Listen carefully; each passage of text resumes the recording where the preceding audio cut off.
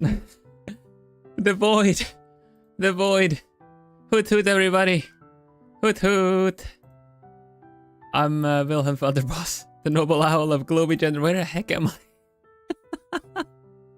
I? I'm Vilhelm Vanderbos, the noble owl of globie generation 2 Equinnox. There we go. And welcome back to my art stream. Step away from the darkness, but it was all bright. And then a flashback. Yeah, you're welcome, everybody. You're welcome. Wake up, wake up. It's time to get up. It's time for stream. I'm sorry about that. Oh my gosh. Yeah, I'm sorry. Goodness. Well, now that you've got your attention and not your vision anymore. Hello, how are you doing, Plumies? So many of you guys already. Hello, Mary. Hello, Jennifer. Hello, Village. Hello, Steep. Hello, Ciel. Hello, Mar. Hello, Snazzy. Hello. Did I say Jennifer? Man, I'm already kind of out of it. What else we got? Ahmad, welcome. Hello. Hello, Citri. You did good. Well, you got another one. You got the extra. You got the extra. Hello. Yes. Welcome back to Art Stream. We have a certain RHUBARBIan glory to I don't know, complete. Now, Rhubarb has confirmed to me that there is actually a RHUBARBIan flag. So I might just gonna go and get a hold of that.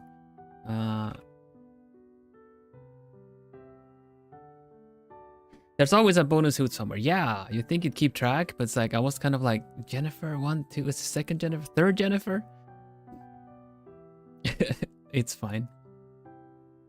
Thanks for being here, everybody. How are you doing? How is your week going?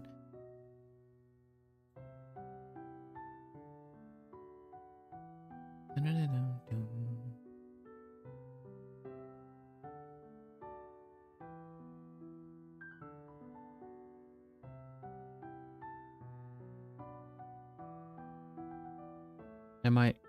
Oh, goodness. Jeez. There was something missing, huh? Oh my goodness, this is it. Yeah, it took me a while to notice. Me too. Why didn't you say anything, Plummy? Yeah, Jabot was missing.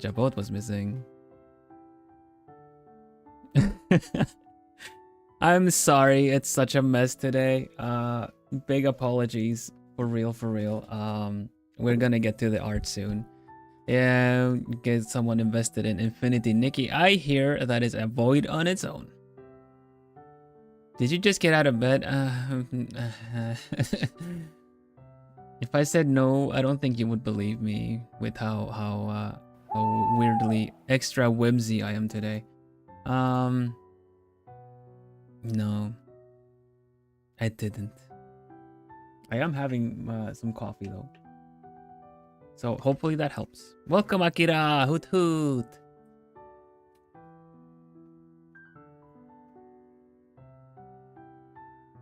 I was gonna say yes, but he's not gonna say no. Yeah, pretty much. No, it's honestly, I got a little time blind for a mo. I started prepping for stream with plenty of time, and then suddenly it was stream time, and I'm like, wait a minute, oh, like you think you have everything ready, and then you just don't.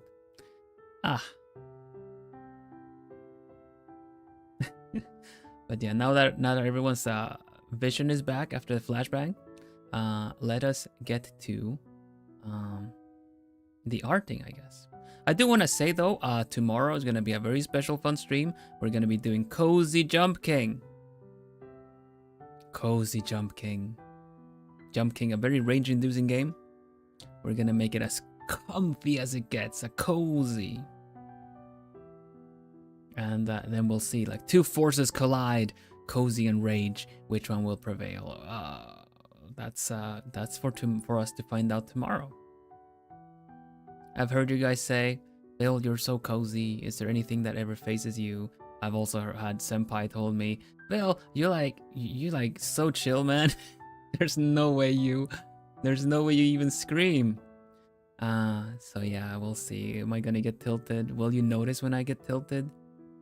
Will you be able to freeze frame the exact moment that my mind breaks? Or will it never even happen? Either way, whether or not it happens or not, I guarantee it'll be the coziest Jump King you've ever seen. At least it'll be the coziest one I've ever seen. There's maybe some other cozy gamers playing Jump King, but no, the coziest stream you've ever seen, guaranteed. With a prize guarantee and everything, you know. You can come to me and say like, hey Vil, there's actually a cozier Jump King stream, and then I'll be like, okay, you get your money back, or you know, I'll pay the difference. I have faith in my coziness because you plumies are the coziest freaking ever, and they say, you know, chat and fans reflect the streamer, so surely. If you guys are so cozy, then I only need half of your coziness, and I've got Jump King in the bag. But yeah, we're not going to be playing to beat the game. We're going to be doing a normal length stream. It's not going to be an endurance one, but it's going to be a cozy one. Binaural and everything. So look forward to that. And yeah, that'll be fun. But for now, we are going to get to some art. Today's stream will also feature some Q&A, art related Q&A, art related questions. Let me write that out. Are welcome. Let me just say Q&A. Art-related questions are welcome. Let's go. Click. But today we have a lot of unfinished art to get to. One of them being my sister in Globie from Solstia is Rhubarb. Had her birthday last week. And we just got a little bit of post effects to do on her picture. We're not gonna have all the details in that is actually Rhubarb, but you know, we're gonna touch it up a bit. It's really close to looking good, so we're just gonna do a little bit of something with it. So let's go, shall we? A question: my OC has a random scarf through. I'm terrible at drawing them. Could I have some tips? Of a fandom, your OC of a fandom has a scarf. Sorry, I mean not even reading it well. Oh yeah, please internet behave. Let the plumies watch me without any interruptions, please. Internet. No, I'm not even gonna say please. I'm just gonna tell you, internet behave. Done with this. We've been through this before. Let's go. Let me see.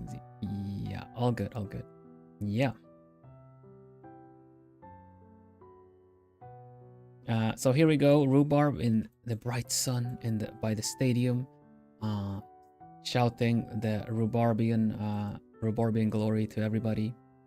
And of course, we're gonna have some nice, bit more upbeat music for this. How is the volume for this? Is this all right?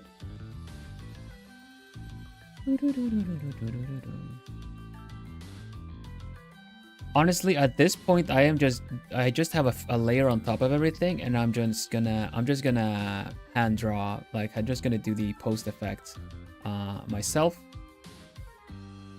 I mean, of course, I would do it myself. I'm just gonna do it on a separate layer because I just need to paint them by hand and not really necessarily leave it to you know, any effects or layers. I'm just gonna do it all. Hello, Adobo. Welcome. Morning, you say? Is it morning over there? Very early? Late night? Maybe you're up early. Alright, I do believe I have the right settings. Yeah, everything is right. Well, okay, that is very early for sure. Good morning. We do have a couple of plumies that get up really early.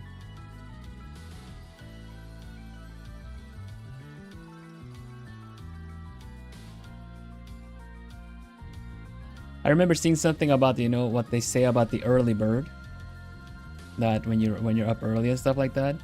But the antithesis of the early bird is the night owl, which I thought was pretty funny.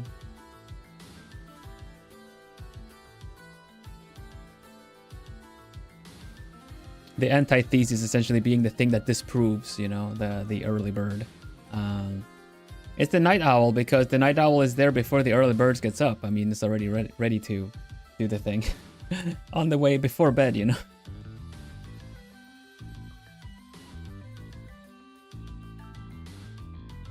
Early bird catches the rabbit. I'm pretty sure the owl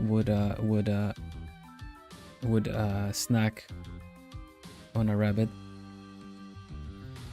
Bill, would you consider yourself an early bird or a night owl? I used to be a night owl. The greatest achievement of an owl is that I'm now a day owl. So I'm not necessarily a very early bird, but I do like to keep a consistent sleep schedule.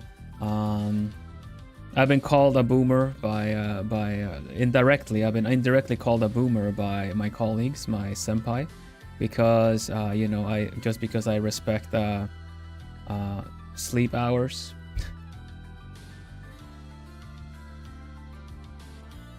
So, you know.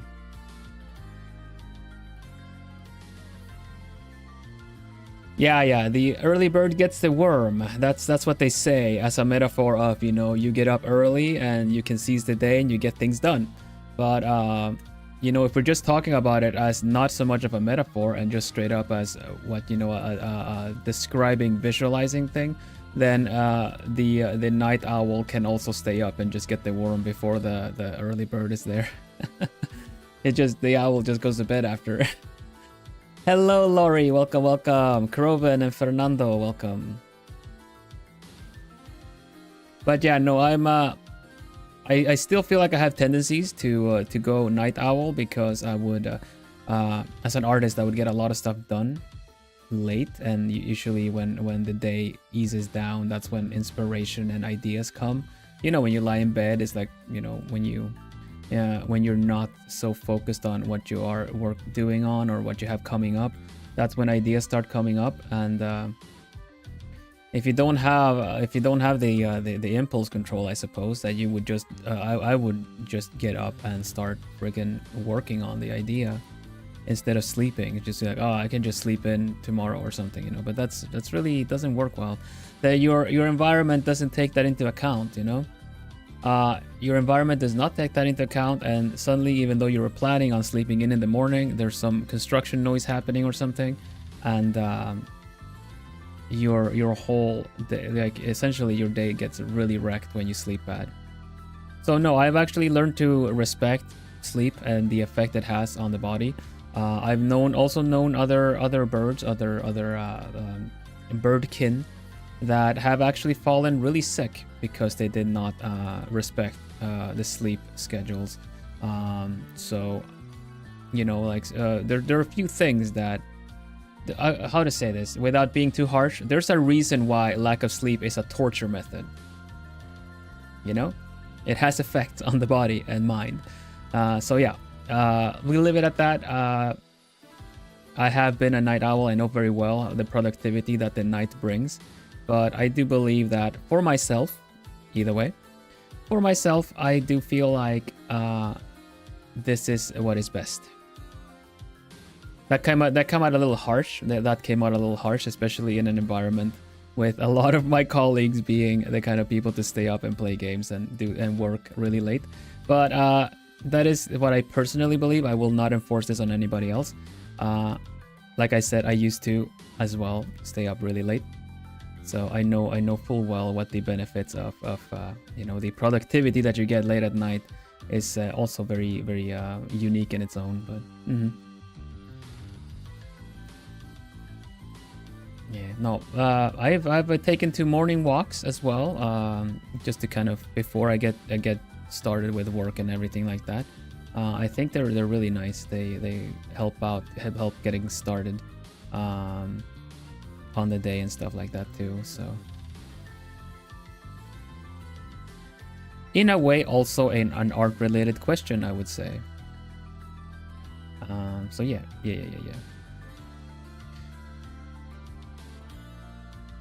Yeah, it's the RHUBARBIA Air Force, definitely. They practice specifically for the extra,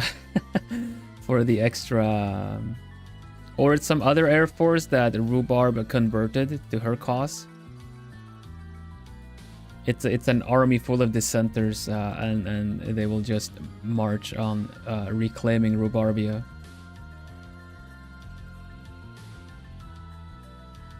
Only to find the receipts of that it was all Rhubarb's fault to begin with, and then there's gonna be some kind of internal conflict. F-22s is a good one. I like F-22s.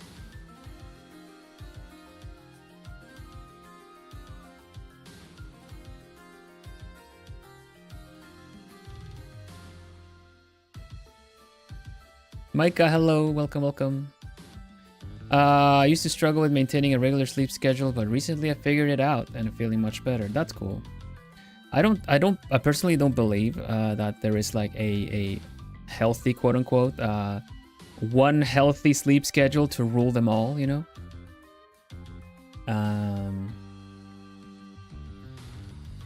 It's just, it can be very, very personal how much sleep you need, how often you need. I've known people to make it work with a lot of naps, having a rest moment middle of the day. They sleep less during the main like nighttime thing, but they just have this kind of, they need their nap, you know, and then they still function fully well.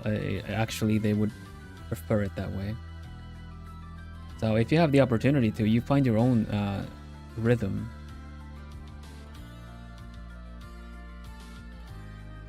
I have actually done like you know, kind of work at nights and stuff like that too, points, and there's really I felt that it affected my reactions and everything like that too. Like I was much slower and less. Sometimes I even felt less strong. With lack of sleep, I even feel like I lose strength, even though you might think that, oh, it's just about, you know, strength and power, but it just really affects so much.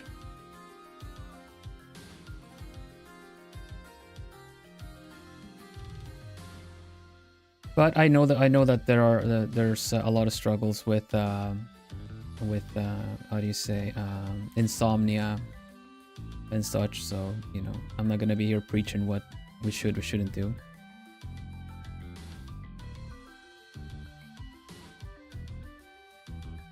I believe in having an opinion, but not enforcing that on other people. So yeah, what we're gonna do today, I'm gonna be doing like what I'm doing. I'm just kind of following the edge of this, smoothing some things out, and giving it a really nice, you know, kind of cleaner edge to this.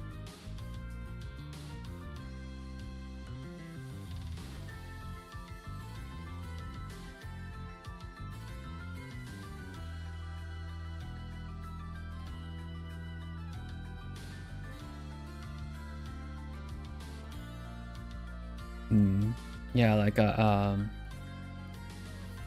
early bird. Yeah, I'm really sluggish in the mornings. That's mainly why I don't really like. I never really liked having to get like force myself up. But the one of the things that I would do is well, once you get a routine going, right? Like a routine is the key to be able to change things such as sleep patterns and things like that. You know you have a routine going when you start waking up before your alarm or stuff like that. Like your body's getting used to it, and that's the best really, because then you don't You don't get like interrupted sleep, you know, you have to get up because the alarm is sounding. It's a good testament to you having gotten the rest that you need, and at some point maybe even you can get started on your day earlier. Still something I struggle with. Hello Milana, welcome. That's such a nice take on importance of sleep. I used to have weird feelings of pride for pulling all-nighters, be it for studying or art. Health bar was dropping. Glad I changed that. Yeah, that's pretty good. That's pretty good. I do think like having experienced some all-nighters and stuff like that is important, so that you know what it does to your body, because it's really not for everybody. But I feel it'd be very important. I think a lot of degrading health issues is that's my own personal belief. Like, you know, I cannot bring up studies that support this. There probably are, but I don't have any prep right now since we're not doing a discussion session or anything. But yeah, I find it important. Azul, I want to say you're my favorite VTuber. Ah, that is so nice. That's so sweet. Thank you, Azul.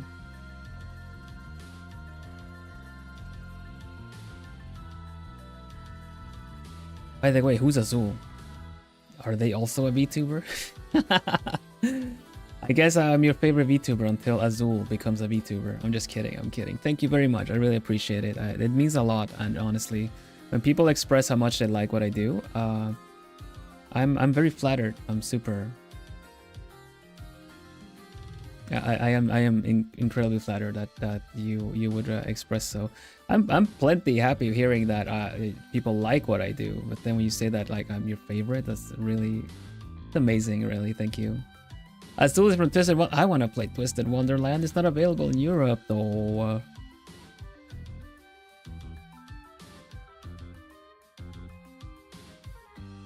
I'm sure there are ways to play it, but they're very annoying.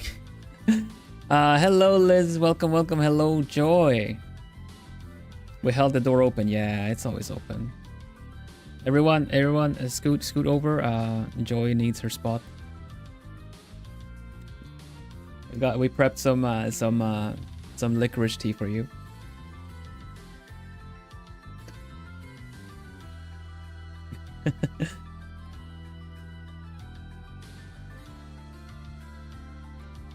Scooting over, yeah, there you go. I love the mental image of a lot of plumies just kind of going, hoot, hoot, hoot, hoot, hoot, okay, there's room here, just kind of jump over little like feather balls, you know, kind of gathering around me telling a story or doing the thing that I do. Just like, they all, like plumie pile, they just hoot, hoot, hoot, hoot, hoot. You know, like the little suit sprites from Ghibli movies and stuff? It's just kind of little feather balls. It's so cute.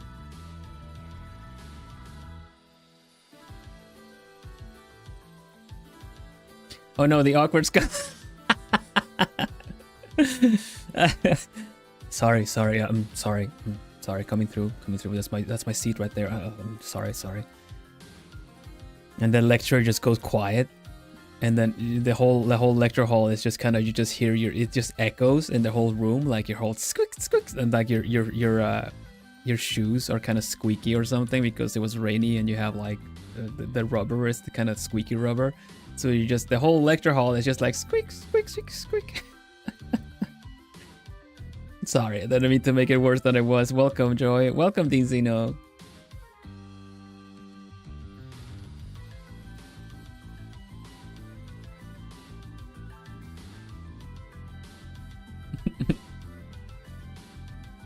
I am in a bit of a silly mood today. Scuff aside, I'm feeling pretty good. I saw the glowing orb in the sky for a brief moment this morning, and it energized a little bit.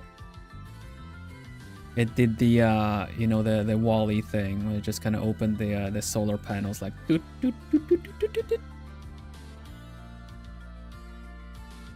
And I did see was it Adobo saying that you like the outline of this piece. Thank you very much if you're still listening. I didn't mean to just brush over the comment. I really appreciate that too.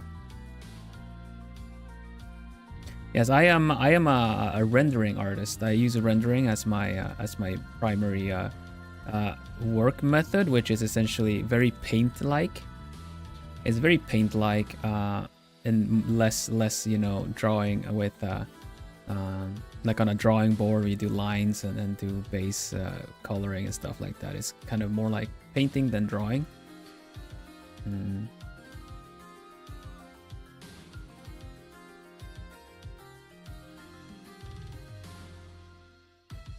Nettle tea sounds nice.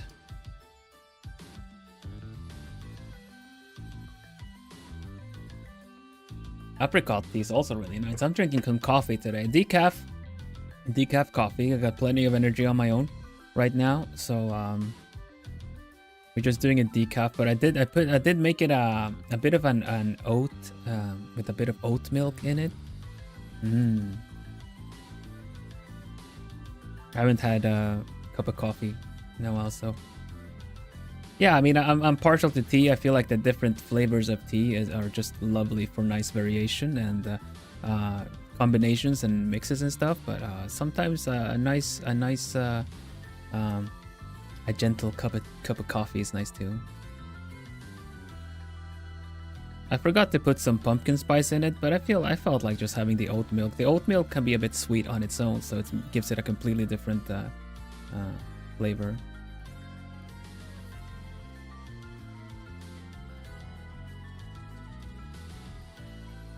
Earl Grey.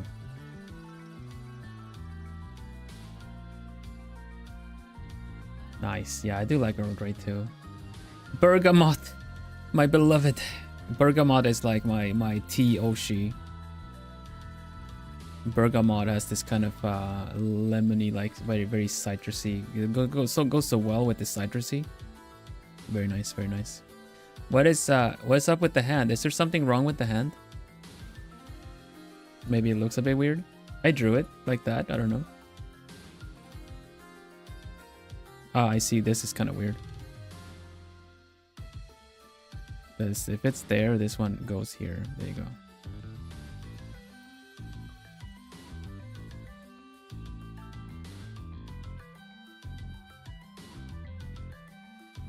Nettle tea, that's nice. Nice. I've seen some nettle tea as well.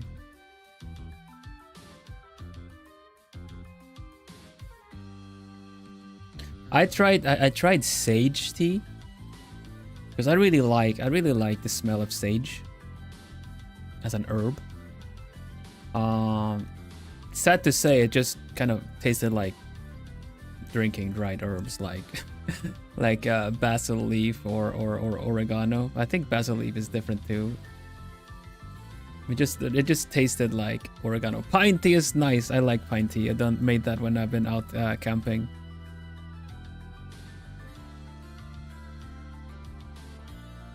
We put some pine needles in it. It's gonna boil it. Yum.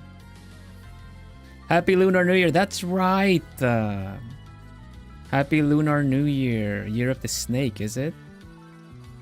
You just slithered up on me. I completely missed it. Happy Lunar New Year.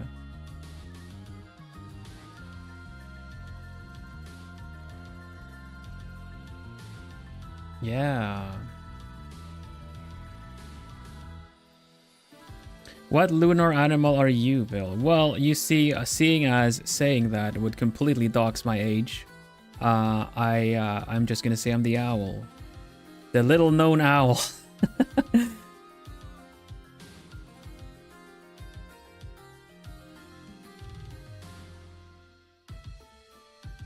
Yeah, be careful with saying what lunar animal you are. It would definitely narrow it down by a lot. So please, we have a rule to not be discussing people's age, and saying that saying your lunar animal would definitely narrow things down. So please don't be sharing that in chat, okay?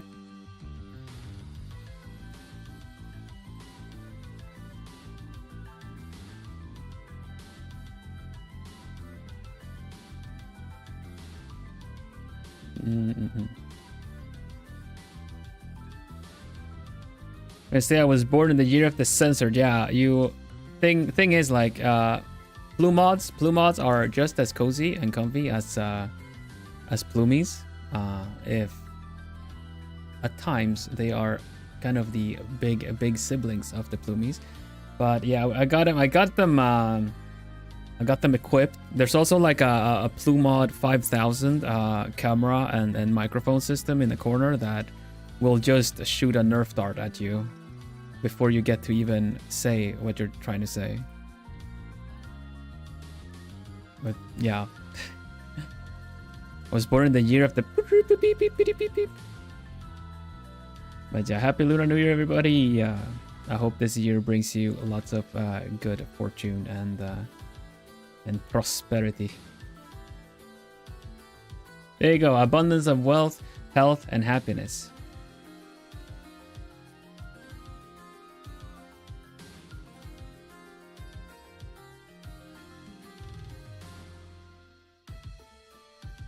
Yes, we've employed some kind of long lost popular like pop culture fiction stuff, and we have in the best Hootensmirts, how to say that, Hootensmirts defense mechanisms. We now have kind of silencing Nerf darts being pointed at you. The Plumod 5000.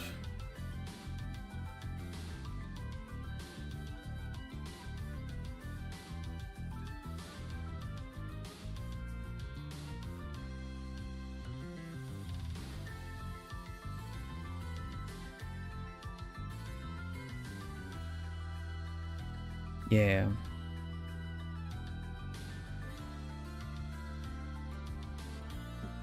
You know, Dr. Hootensmith just goes on the radio. Is this thing on? What? A plumie? Perry the plumie? Guards, get him.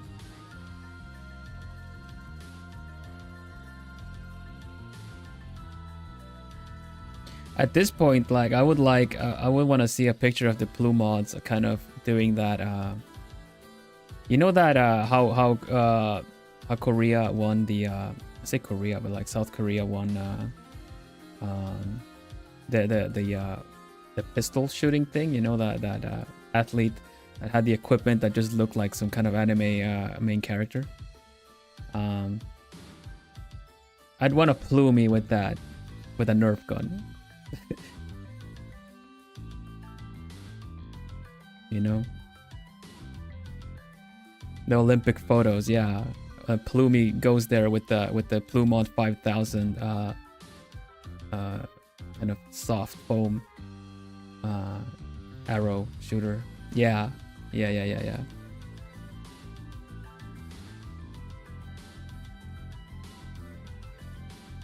Curse you, Plumod the plumie.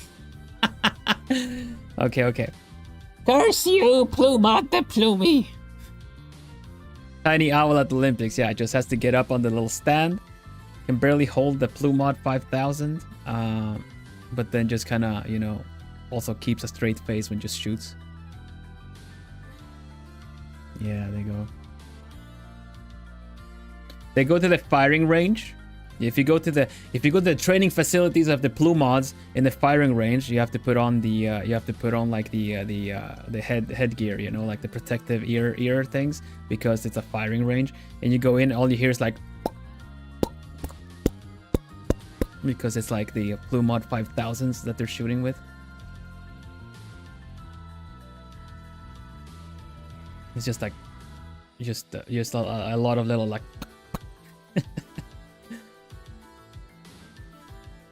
Yeah, we take our Plumod training serious, and there's a very strict regime,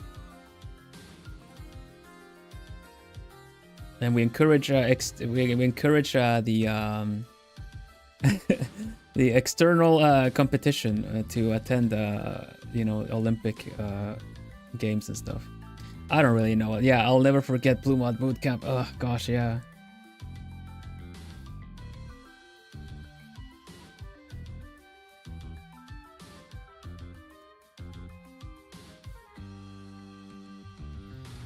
Blue Mod Bootcamp itself would probably get a how do you say that, you would get oh, what is it called, a montage, right? You kind of the first Plumie kind of like, you know, goes like, tries to and you can't do the thing, but then later you see the Plumie kind of like with like, you know, determined like it's nothing, just jumps it, waves the flag at the top and stuff, you know, gets the arrow from the top of the the column. Yeah, the angry face, yeah, like it's nothing. And that's how I make a Blue Mod out of you.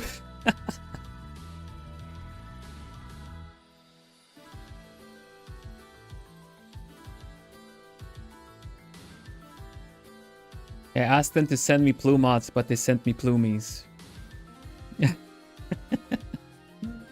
Hello, Mero.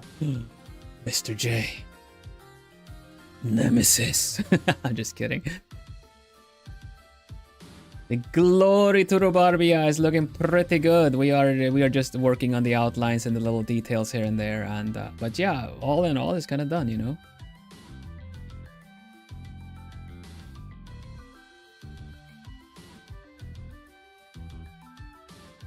Yeah.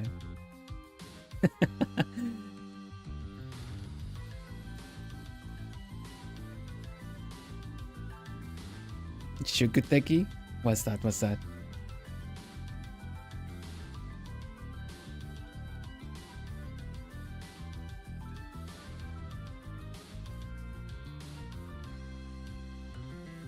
It's so good, bro. Thank you.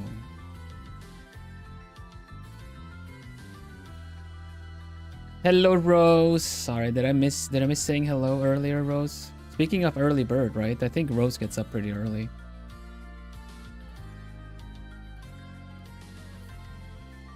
I heard from Joe that you're super good at Japanese. Joy, you're completely, you're totally. I'm not that good at Japanese. I'm not that good.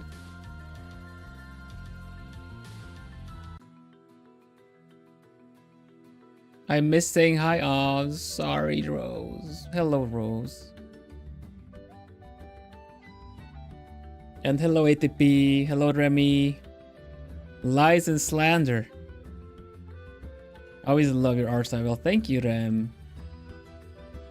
Aside from this, we'll see if we can finish it pretty quick, because it's really just about the outlines here, right? And I believe that is going to be plenty. We also have this one that we haven't gone back to yet. Nelly has to have some stuff to do with the pose and also fix the outlines. And we have Isolde as well, which is kind of looking pretty styled up, but just the hair kind of needs a little bit of some extra stuff to them. But other than that, I feel like they're looking pretty good.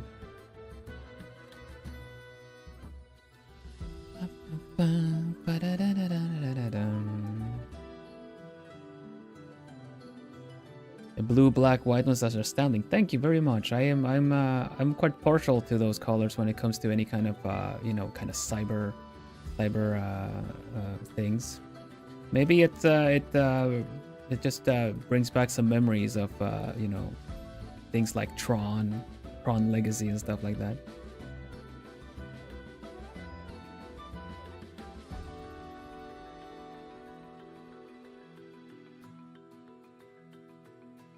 But yeah, sorry, I do not know what that means in Japanese. I don't have. I'm really rusty in my Japanese. I've not really watched a lot of anime either to keep it practiced. So, and it's been a while since I was in Japan and was at my best of Japanese.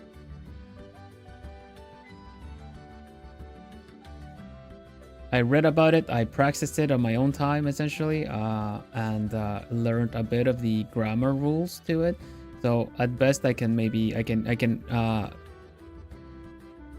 it means old nemesis. Oh. Shukuteki?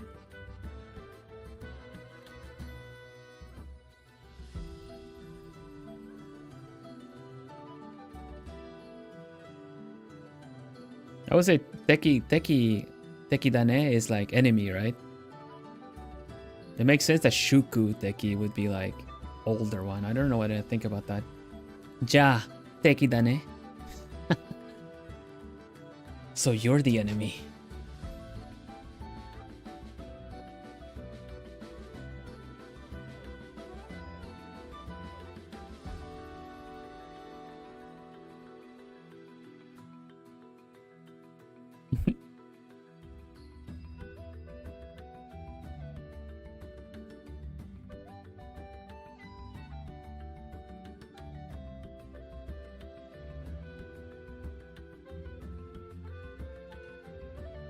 This is definitely one of my favorite globie artworks you've done so far. Well, the thing is, right? And thank you so much. Thank you so much. But of course, every time we do a new one, there's kind of an improvement. There's something. You guys know the concept of the curse of the first.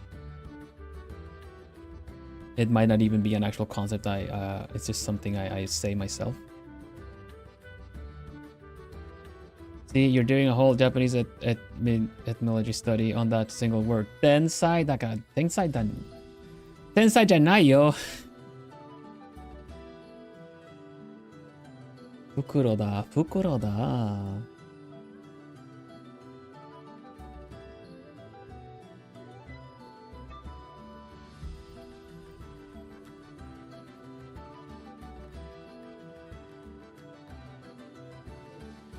Boku Nihongo wa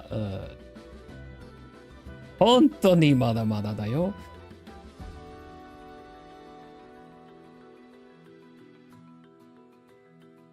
I'm saying my Japanese is really still really bad. Come on. I am no Kohaku or Miel Senpai. I can understand the basics and the context, and that's plenty to have to be able to follow along in some talking and conversations. But other than that, no. How are you so good at everything? Her skill mutter sign, eh?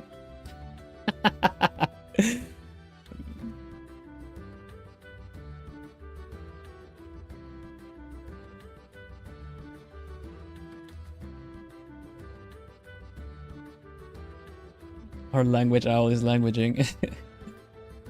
I'll just seeing if did you just speak Dutch? Klein beetje, maar het is mijn vierde taal. Maar ja. Verschil moet er zijn.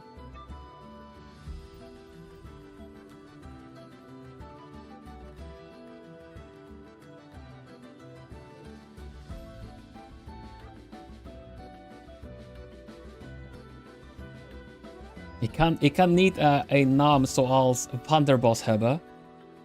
En niet, hoe zeg je dat? Niet Nederlands spreken. Vind ik.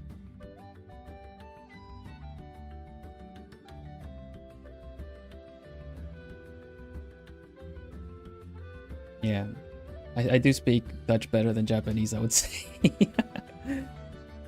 Hello, Kutavia with a K. Welcome, welcome. Also, Liz. Yeah, I did say hi, Liz. Language out is languaging. I want to language more and learn some more languages. But maybe I should master the ones I know first, you know?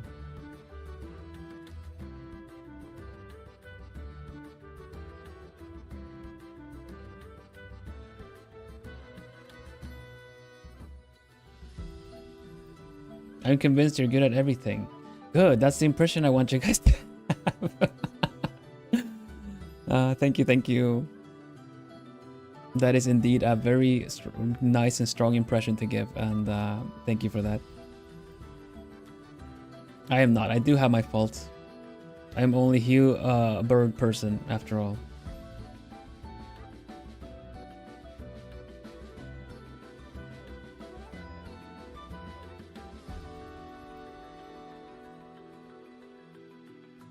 I was also really smug in Dutch, by the way. I was also very smug in Dutch. There's a saying I love.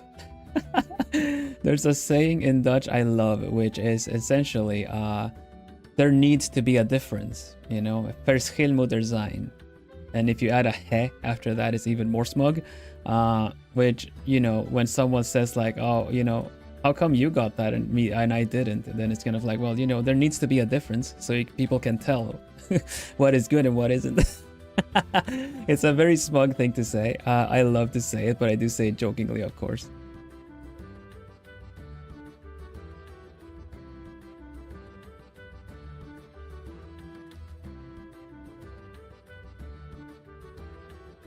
Nou, hè, doe mij maar een kopje koffie. 4 languages though, that's impressive. Did you learn them for business or just for the pleasure of linguistics? Just for the pleasure, I think. There's no business involved. I know, I would say if you count Japanese, which I barely do, there would be 5. But for Japanese, I learned obviously because of the exposure to anime and everything like that, and also how I wanted to travel to Japan, so I learned it to a base reading katakana, hiragana level and understanding conversation as I traveled. But then after that, after I also kind of overdid it a bit with the anime, I got a bit burnt out, so I didn't really kind of practice it as much. For when it comes to anime and things like that, I've been able to, I can watch shows because it's so enunciated and stuff and context based. I'm able to watch shows and understand it, but not the intricate details of the whole conversation and stuff like that. I struggle very much with that.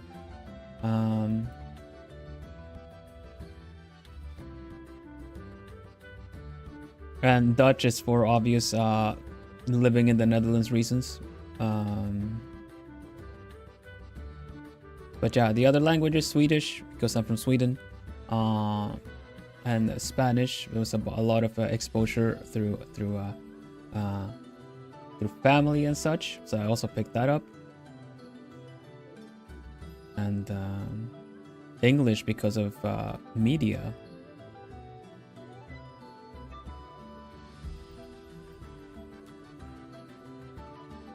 But none, I believe.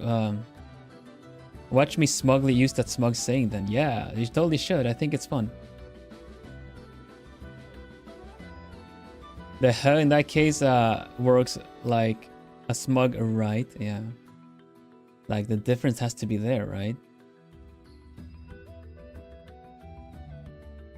I like he. I like it when Dutch people speak to me in English but add such like language I don't want to say quirks, but habits, such as saying he.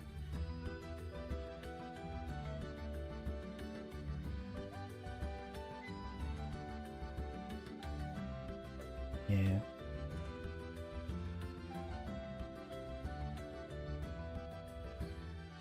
Yeah, no, I love to act smug for the comedic timing. The tired haha.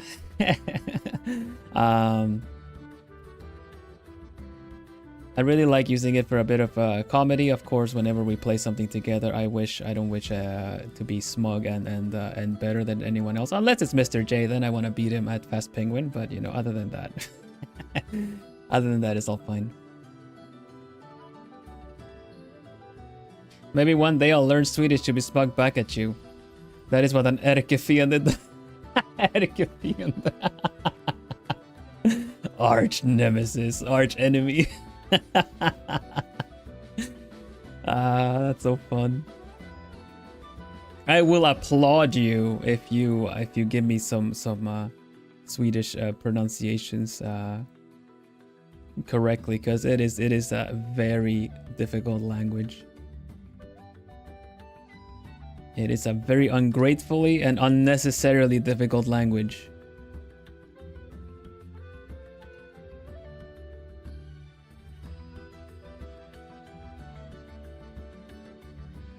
And people give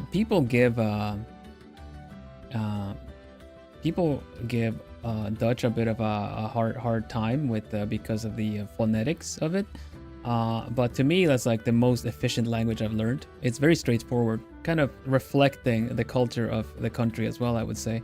Very refreshing, very it's probably the first language I've come across where I can just write it the way it sounds. I guess Japanese in sense too has that as well, but you know, with the kanji involved, it's really difficult. But Dutch definitely does a lot of phonetics. Like you can just, if you hear a word, you can write it down the way it sounds, and you get it right usually.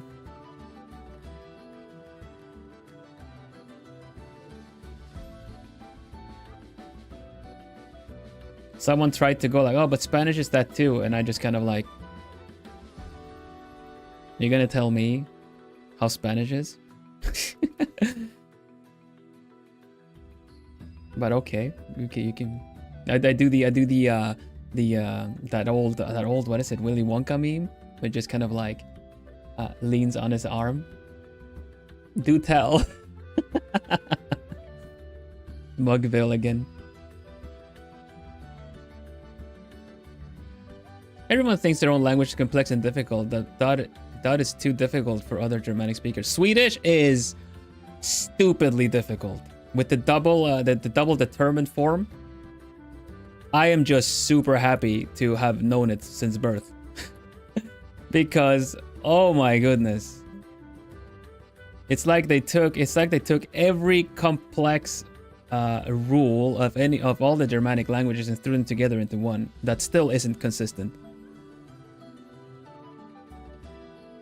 At that point, Norwegian is more consistent.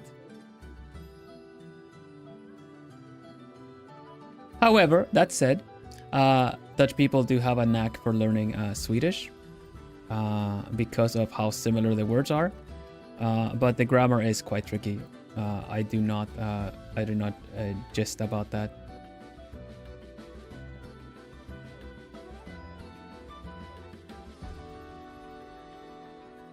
You have the determined form of how to say that thing over there, and then you also meet the equivalent of the of het in that too. Not to mention that you also meet the equivalent of Janus if it's like a, you know, masculine feminine word, and also tempus. So like, yeah. And then you have orange for some reason is also a tricky thing in Swedish because no one knows if it's the of het orange. And they're all correct. Also, the G sounds like 4, sometimes maybe even 5 different ways, which you cannot know unless context.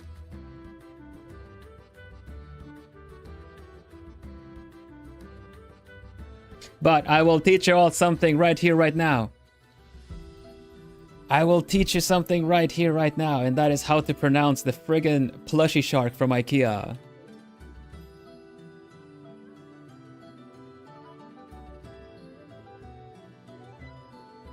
This thing.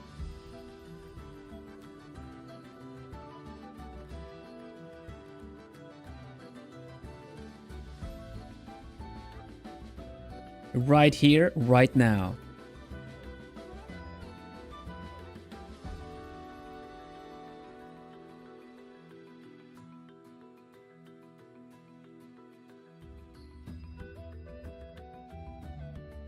Blåhaj. Blåhaj, not blahaj. This is pronounced as a y.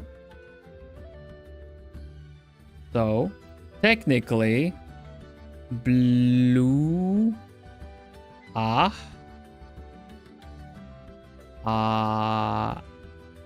guess. Blåhaj. And I've managed to realize exactly that if you say it in English as blow high, like you just blow some air up high, then you say it correctly. It sounds friggin' native. I have tested it.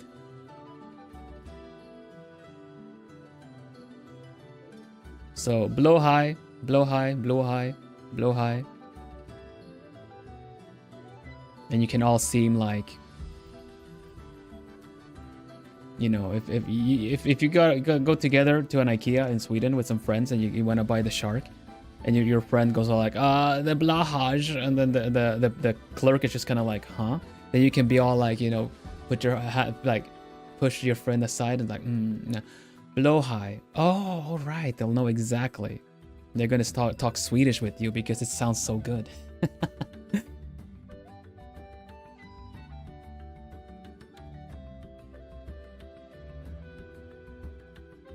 Yeah, there you go.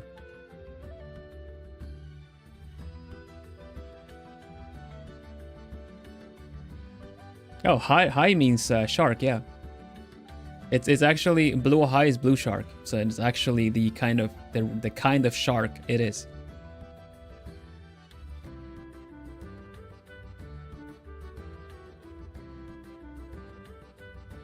Oh yeah, the shark with a fringe. All right, we'll put that in there.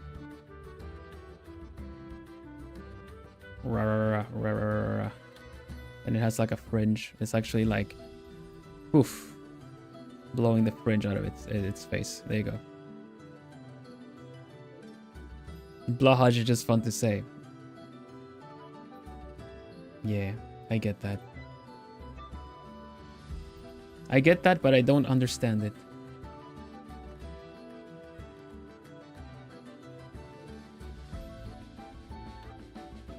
There's a scene in a series on a streaming service where they just speak. They're supposedly speaking Swedish, but it's definitely someone reading a script because I could not understand it.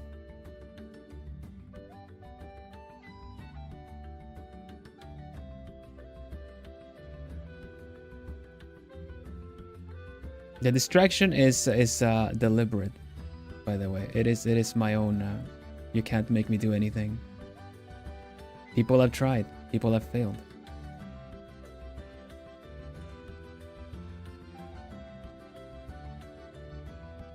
Dude, I do have passion for language, though. That's for sure.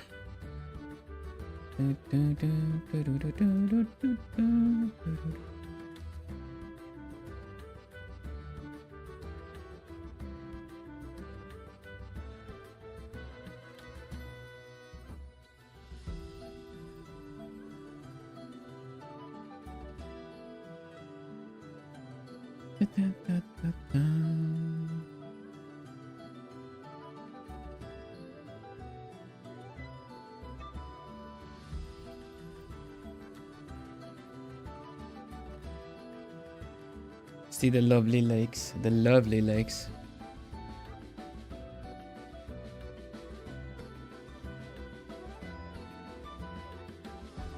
The many interesting furry animals. You gotta use the right otherwise I'm kind of like, why are you speaking to me in Norwegian?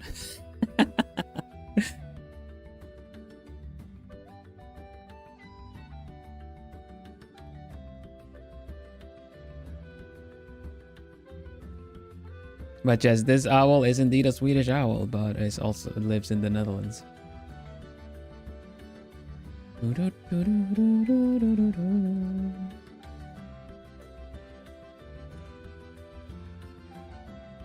Anyway, back to work. Glory RHUBARBIA when you're finished with it. Alrighty. We'll get to it. Get it all done. Good day. Good afternoon.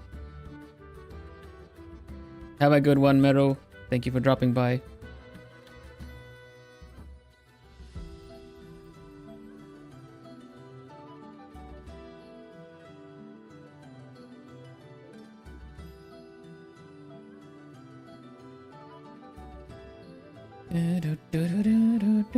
Okay, Village, thank you for hanging out with us. Have a nice one.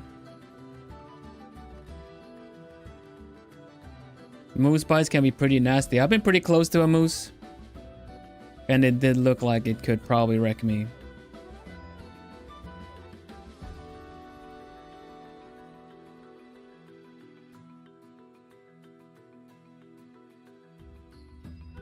The braid details on her on the jacket. Well, that's the thing, right? You don't really notice a lot of things torso down. This is pretty low on the model as well.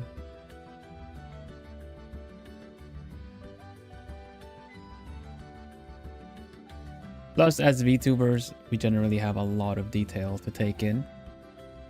But you know, there's also the good balance where you can take a moment and then take it in afterwards. Yeah, it's a knitted jacket. I'm not gonna do the actual patterns on it all, but I think it's pretty cute.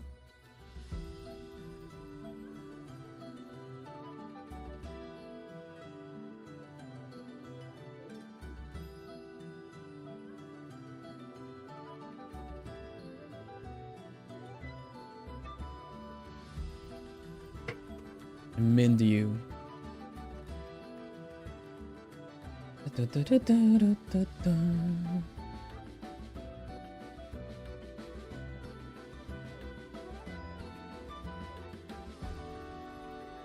So funny. Joy brings up the whole, oh no, the awkward shuffle to get to your spot, right? And then Mero just joins in like, hello everybody, it's a good thing I'm here now.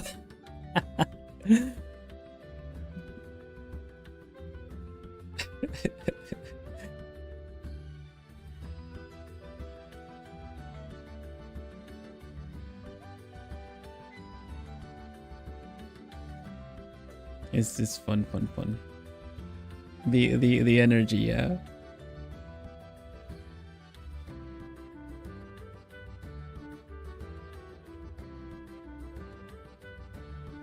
There are two types of people.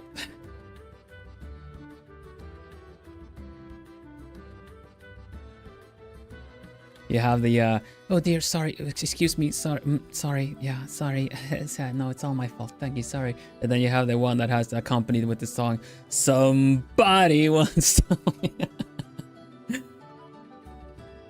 Just kidding.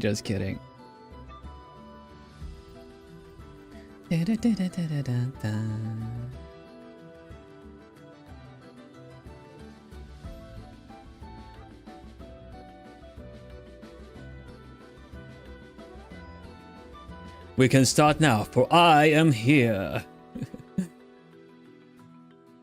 Yes, pleasure of you all to have seen me.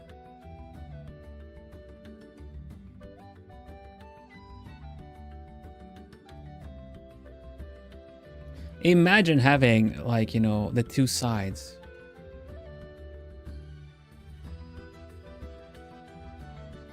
Imagine just, you know. Imagine the gap.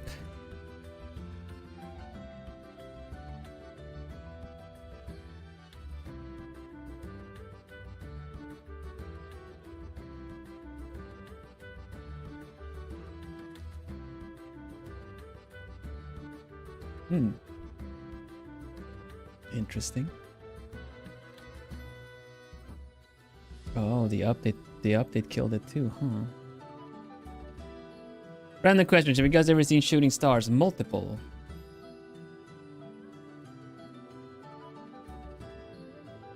I have in fact seen shooting stars.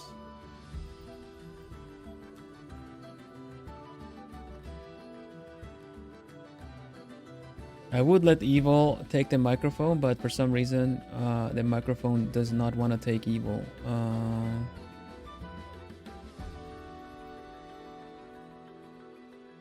I'm not sure why.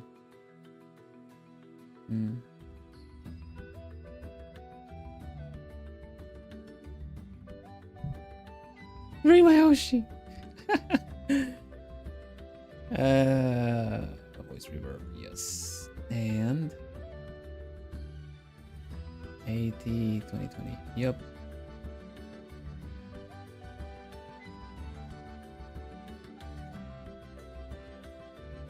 It heard you. I'm free. Excellent, Plumies. We can start now. I am here.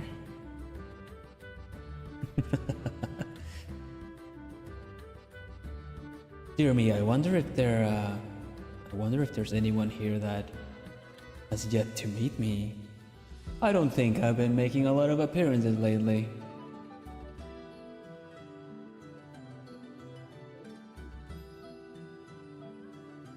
Though I do think I did see something on social media about someone missing their streak.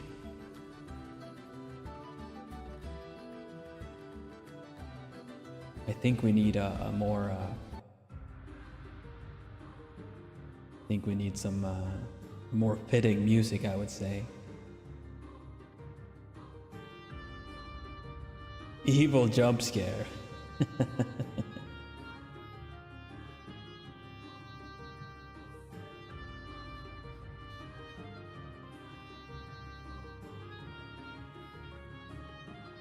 What has he been doing here? It doesn't even make sense.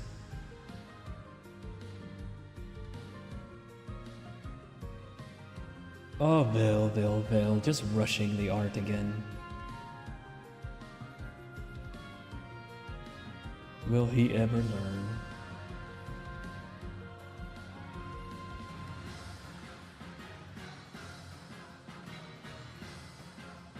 You got more of evil drawing a cute bunny girl. Art prowess is art prowess. When you set off to draw something, you just draw it right, regardless of what it is. Vil did his very best. Yes, I believe he did.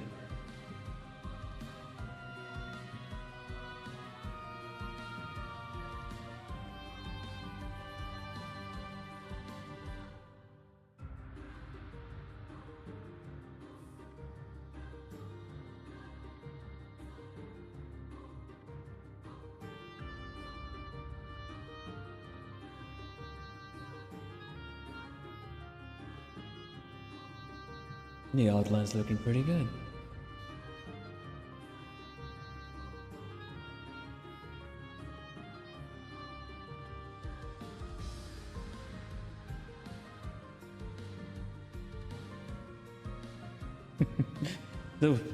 Those silly to be hanging around so much and drawing a cute bunny girl like you said, Miri.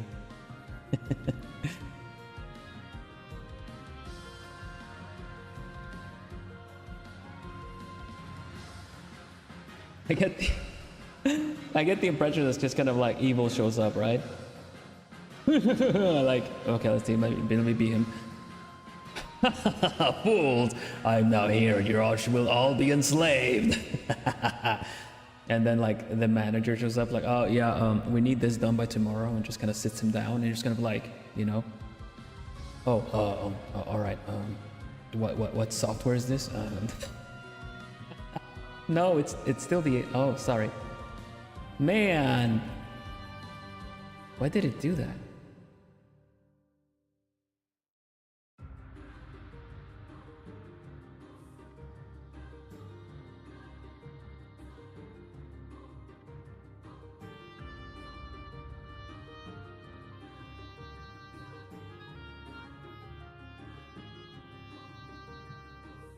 Evil voice. Normal voice.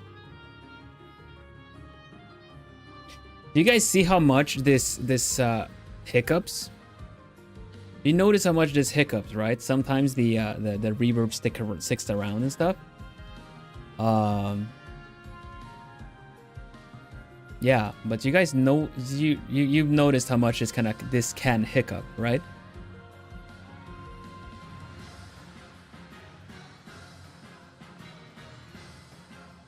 Yeah, the echo is its own character for sure.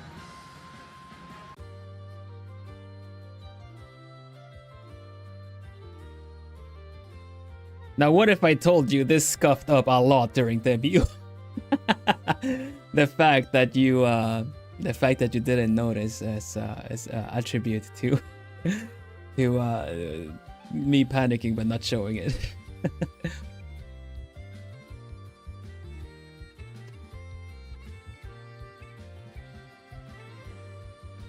Yeah, there is one thing more evil than the shadow we know and love, question mark, as evil. And that is the Windows update. It's the moment where evil doesn't completely give up control to Bill. Oh. Maybe I should make sure that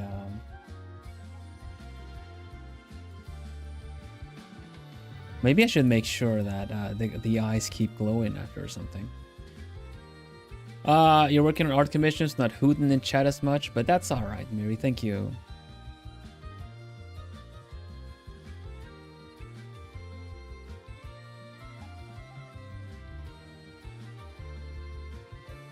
Ah, so nice, very nice. Okay, well, we'll keep doing this here.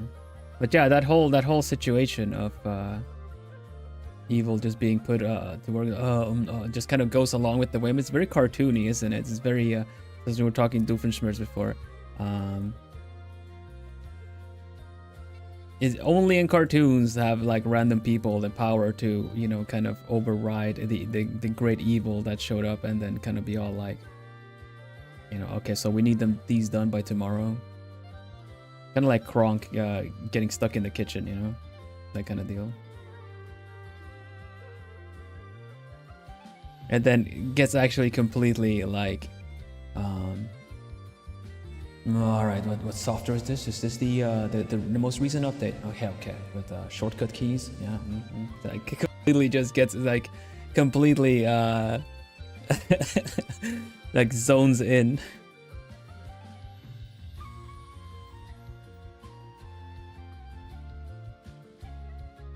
I personally really like villains that that fail at being villains, though I think evil would be a pretty good villain. But yeah, like in terms of characters in shows, I love that.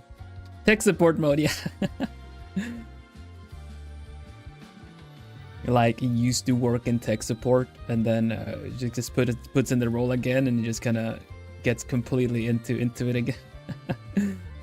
Like you can take the tech support job out of the owl, or you can take the owl out of the tech support job, but you cannot take the tech support job out of the owl.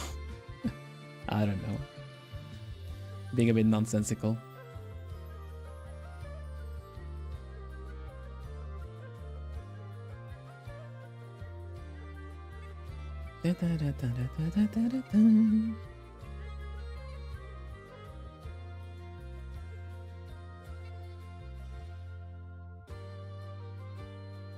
I love those kinds of situations because they don't make sense. They're very funny. It's the kind of things where cartoon characters just lead like completely fib the other one. And it's not a specific brand of cartoon characters that do it. I feel like it happens in a lot of both classic and newer ones, you know.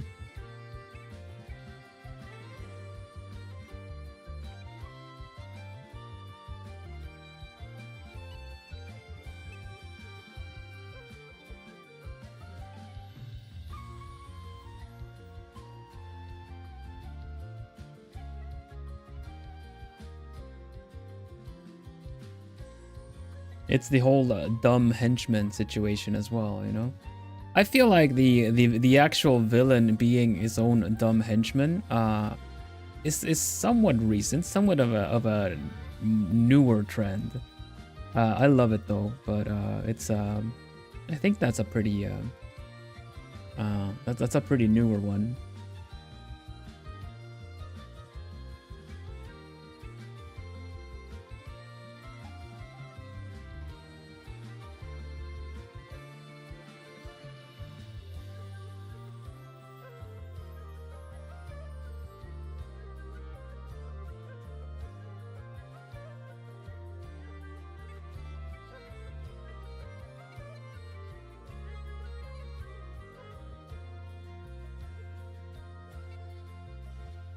May the wings of inspiration take you to the stars, Mary. That's a very sweet way of saying that.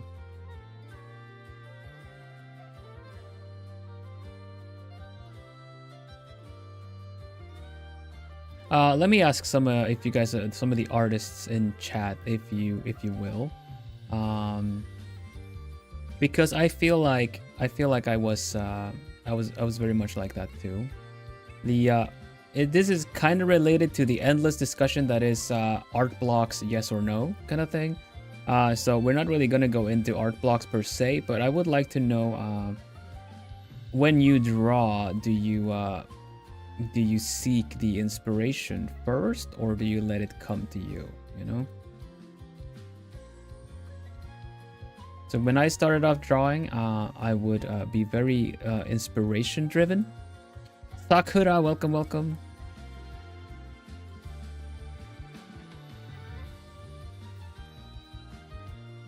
Maybe I should say Arukas. Obviously, wishing that soft whispers of muse lead you on your artistic path, Phil. Of course, thank you. Thank you, thank you.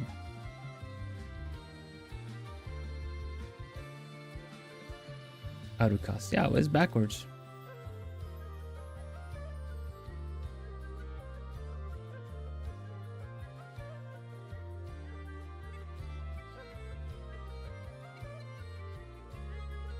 Okay, this one is pretty polished. Feels alright, feels alright, feels good, yeah.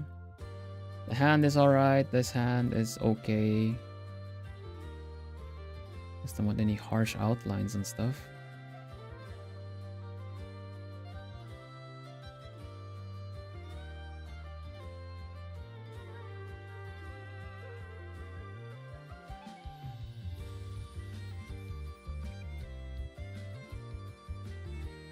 I feel like the overall like very much inspiration driven. Also be inspired to practice a certain thing. Yeah. I getcha. But you kinda need to feel it. Yeah, I was very much like that as well. Very mostly am as well. Comes with being a little bit of a perfectionist in a way as well. That you kind of want to, if you're gonna do the thing, you better do it. So that it counts, you know. Personally, some ideas do come to me thanks to some inspiration. Yeah, definitely. I'm not gonna say that inspiration is not needed. I work the best when I have inspiration. In fact, I do need some inspiration to lay out the foundation for a character and everything like that. Otherwise, it's just it'll be kind of generic, you know. The inspiration is the extra little spice, that like the secret sauce, if you will.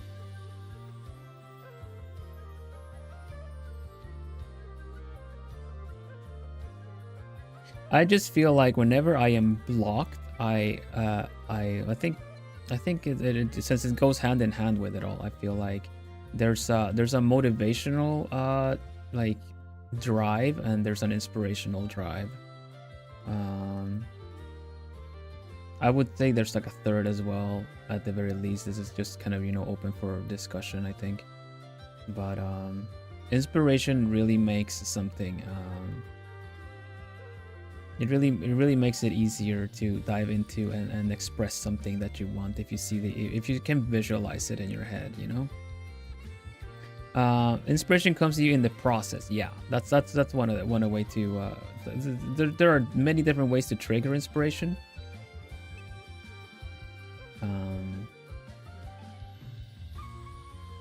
Like you said, it comes to you in the process. It's also something that you can try to tap into any inspiration, because if you give yourself some input, your brain, your ideas will be kind of an output as well, you know. So my favorite trigger is watching Bill art streams to get inspired. Nice. Yeah. But see, for me, multiple times, sometimes I've had specific things I've needed to design, and then I would freeze up because I can't really see the end result from the get-go, you know, kind of a bit too much like, but I'm not inspired, so I can't possibly do this. But I've also noticed that if you take a time to maybe scroll around some stuff and actually allow yourself to be inspired and not just kind of step away from it, because you're not feeling it at the moment, that it'll come to you. It's part of the process, like doing research, finding references. That's part of the process too. For rhubarb, I already had a post like this in mind. You know, yeah, that's very rhubarb. We're gonna do that. We're gonna go for that. So the actual outlining and sketching of said said picture is went fairly easy, fairly smooth, I would say. You know, we adapted it a little bit. I had to do some changes. This is, what is it, the third drawing stream of this, and each time there's like something, like I noticed there's something that might need some changing and stuff.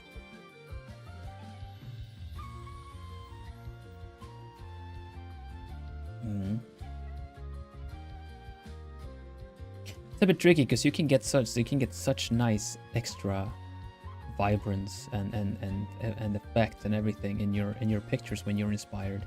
When the artist is inspired, it's just inspiring to see the picture, you know, because it's like, dang, they went for it, you know, they went for it. But then you have like environments that don't thrive on inspiration but kind of need results, and then it's more so about you have to lean on your own abilities to deliver the results regardless, and then you're not gonna have a lot of inspiration.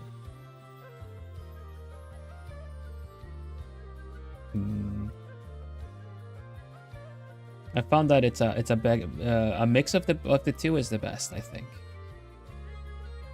Practice your abilities and then kind of act on inspiration. It gives the nicest results.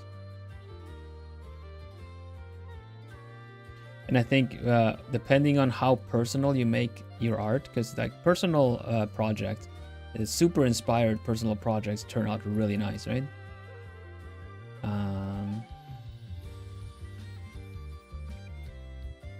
But when it's like requests or drawing, when it's requests or drawing some how do you say that, specifics like commissions or assignments and stuff, like it's a little trickier. But the people that don't take it so personal, that the result is going to be, you know, somehow reflect them fully, still manage to do some pretty decent results, even though they're not inspired for, like, initially, you know.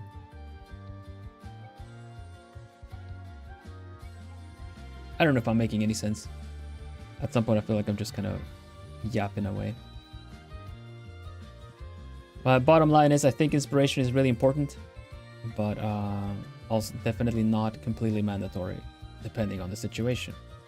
You don't have to go in with inspiration. You can find it in the process if you allow yourself to.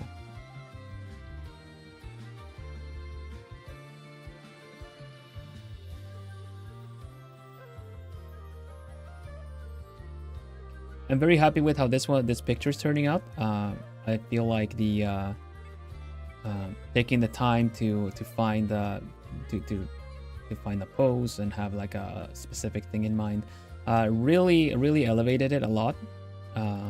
Dynamic picture, background, everything, right? I have had some of the portraits where I kind of had an idea that I just wanted to do a portrait, but the rest of it wasn't really super clear, and I kind of noticed the struggle with it. Trying to joining the pause art challenge, but can't draw so well. That's all right. You don't have to make something like you feel like it's your magnum opus, your masterpiece for it. I'm just really I really appreciate people joining in as is. Is this the most detailed outfit you've worked on? No. I mean in general, or just for these portraits? I would say Spectra's was pretty detailed. I think up till now, Spectra's portrait was the one I put a lot of effort into it. Because it was like a gift, and I wanted to kind of make it look extra nice.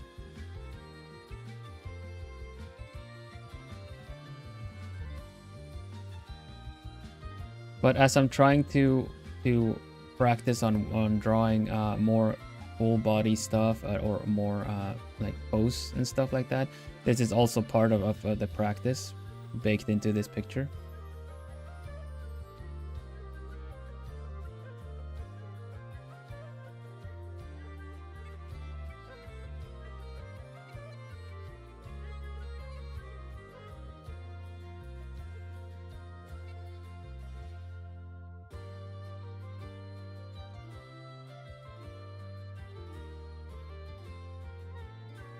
Trying to think if there's any other outfits I've worked on that were detailed, but this is we're very up close with this one to get all the details right and stuff, right?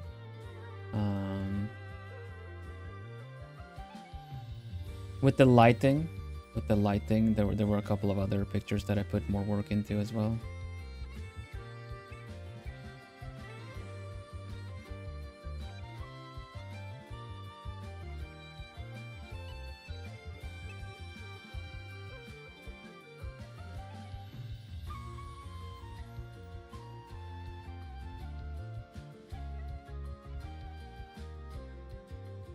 There we go.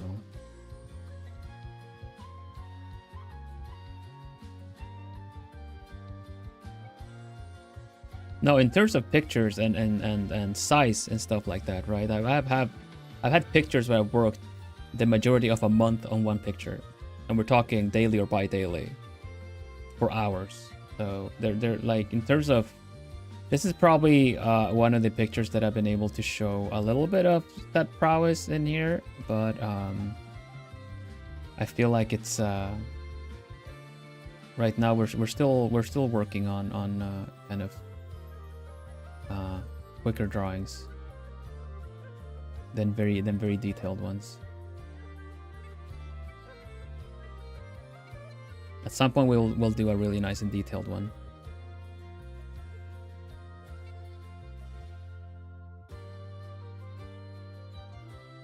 That said, next week I have the idea next week, because we were already talking about creating some references and tools, right?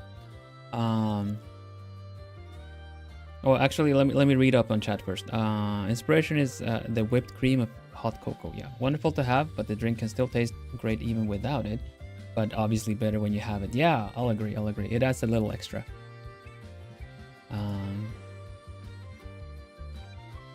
I want to argue that the one you did for yourself was pretty detailed. I would agree too. I'm sure a bunch of you know the work that it is to friggin' draw this outfit.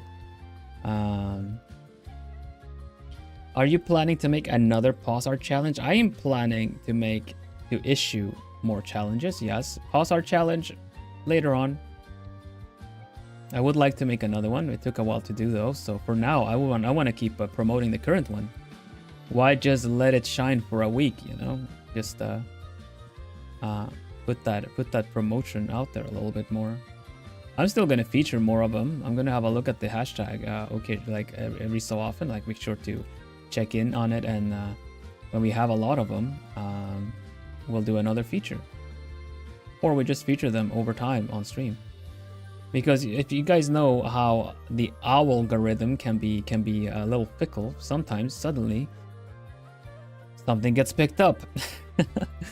And then who knows, maybe we suddenly get a lot of globie OCs to feature. So yeah, right now I'm promoting the current pause challenge. So you know, if you've already drawn one, then draw another one. I've done 3 characters. They look nothing alike. None of the characters that were featured look anything alike. So there's plenty of practice in that one still. That is also something I want to talk about. Like 2 things I want to talk about: what we're going to do next week, and what we are going to let's see. What we're going to do next week, and what I just mentioned. And it's the fact that social media, right? Social media as a whole, kind of putting pictures up and stuff like that. Social media keeps teaching us currently that your posts, your achievements are only relevant as long as they're being shown to other people. When the hype dies down, it teaches us that it is irrelevant now, you know, and you should be working on your next banger tweet or your next image and stuff like that. I don't like that. I don't like that. While I do believe that it is important to always look for at the next project, I still think it's important to also, like, you know, feel the fruits of your labor for a little bit. I know too many artists that post a picture and then they just go on to the next picture, and then kind of just like they're done with it. It's back. It's done. You know, I've done that video. I've done that. I've done that thing. I did the challenge, so now I have to do the next one because it is done. It's irrelevant now. But honestly, the value of the challenge that lets you generate a character to draw and challenge yourself, that will never go away.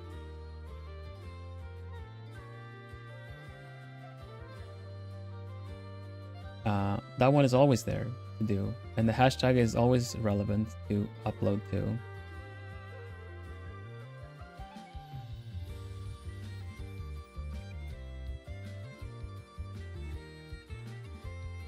I just think it's a shame for the picture. You know, you took so much time to finish a picture, and then because I don't know, because other people didn't consider it good, or like they didn't, not even that they didn't consider it good, just because it wasn't shown to other people, it's either deemed a failure or it's kind of done its thing, and now we need to find the other thing. It's just like you don't want to play with it anymore, put it away. And I'm not super good at this either. I should take a mo, and I feel like I should take a mo and you know, tell myself that it was a really good job. Like, man, this took so much effort, you know, like a bit, like maybe appreciate the job and time that I put into something a little bit more. As a content creator, of course, you always have to be looking for the next thing you want to do, but I like going back and listening to, you know, the cover that I did with Who Senpai. I like to watch my first lore video that went with debut, just to kind of remind myself where I've been, what I've done. Otherwise, you lose track of it all, I feel.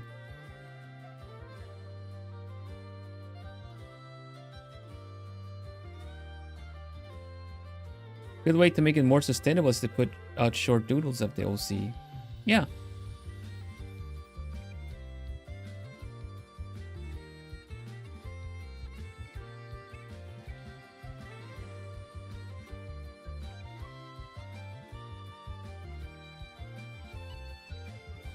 You're inspired to do more art, the pause challenge. Yeah. Yeah.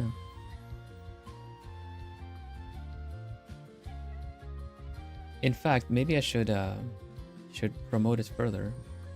I'm saying that I want to promote it. I'm not actually promoting it. I've done my own pause challenge based on all my colleagues in Globie. So if you want to, you know what? I'm gonna put that out there. Share, copy. Let me put that on. Click.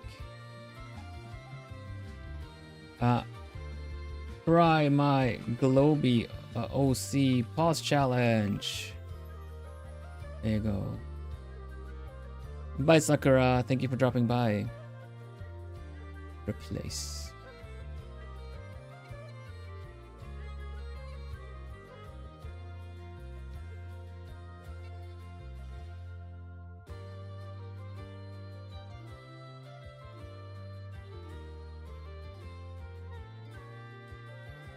We featured like 36 different OC characters that we gathered from the first batch from this challenge.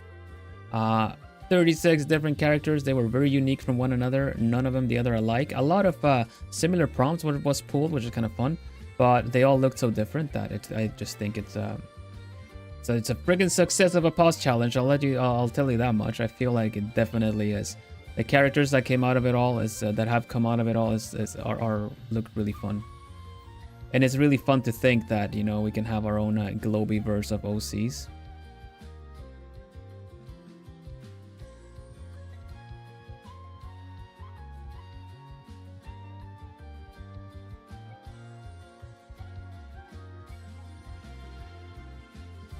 I'm kind of like, if Globie was some kind of like an animated show or something like that, right? If Globie was this kind of like a show, animated, and you needed characters around in the background or something, to kind of fill out a scene, or more with more, like, I don't know, like people that live in the city, that live in Globetropolis or something, you know, like that. Then it would be really fun to pull from the Globie Pause challenge. I feel, just to kind of, you know, have background background characters.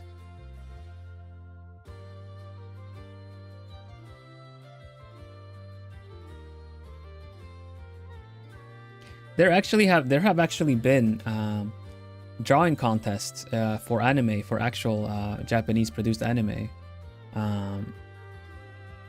where you could draw your OCs in the style of the anime, design them, and then for like an episode where they needed background characters, they would just have your character like you know, not animated, just kind of in the background, but they would draw them in the background.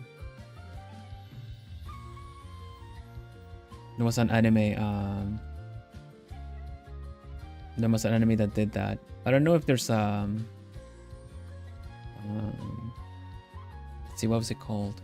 I remember seeing the contest. Was an anime called Gargantia on the Verdurous planet. Gargantia on the Verdurous planet. And that one is essentially there's huge cities that just float on a water world kind of a deal, right? It's like everything is just ocean. So when in the full on, when the wrap up of the story at the end of it all, they just meant to have everyone kind of be gathered up in a public place. So they actually had a contest for 10 or 20 OCs that, you know, people or fans of the show could draw while it was airing, you know, that were gonna make it in the background, and you see them in the background. It's just like people's OCs are just kind of drawn with the same kind of clothing style that as the rest of the characters of that show, and I thought that was a really cool thing to do. As long as your character matches, and I don't know if it was a voting system or something, but then you could get your character featured.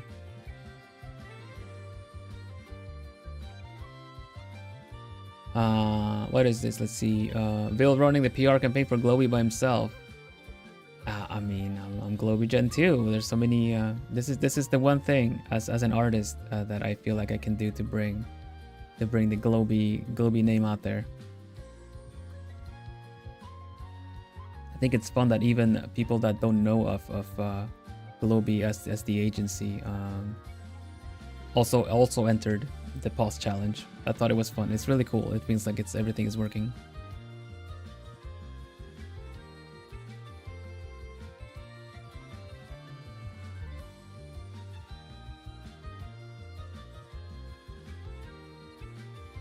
As an artist, I know full well the power of fan art, so thank you all for joining the challenge.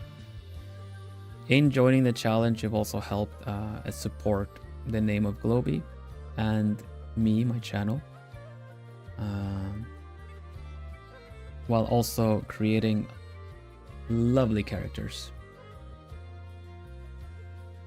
Are they still drawing the anime while it's airing nowadays? This anime was a while back. I don't really know if that is if that's the case, but they also sometimes they do, sometimes they definitely do. They might have a couple of episodes done, and then they're kind of still working on rounding up some of the others.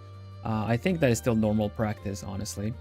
But I don't think they're like going one episode with the next. There might be plus also they might have also already have the scene prepped but left it open to include characters, so they just kind of needed to finish that one scene with everyone's OCs in there in the background, because the OCs weren't animated. They were just standing around. They didn't blink or anything, you know.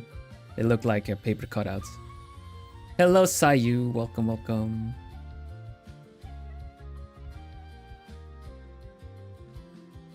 It's been a while, definitely.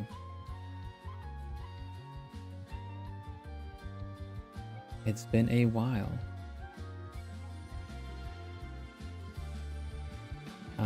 All right, we were going to talk a little bit also about next week. We can come back to the case of fan art after this. I'll talk about this at the end of the stream as well.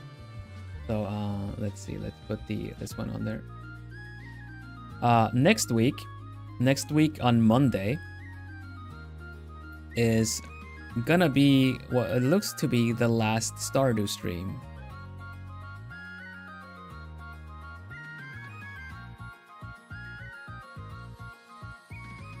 An end of an era for now. The end of an era on Monday.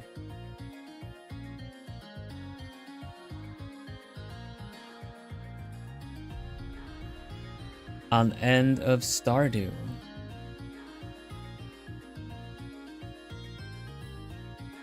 Is Ristham in such big trouble? Ristham is in trouble for sure. We already got the consequences of the bachelors. Next week is the consequences of the bachelorettes. But also we are finishing the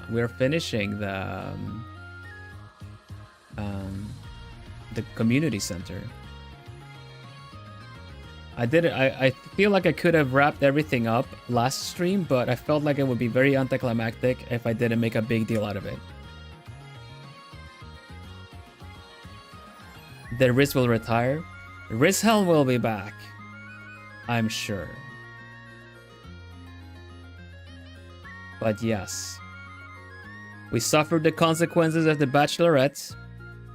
We out-rizzed the consequences of the bachelor. Sorry, we suffered and we out-rizzed the consequences of the bachelors.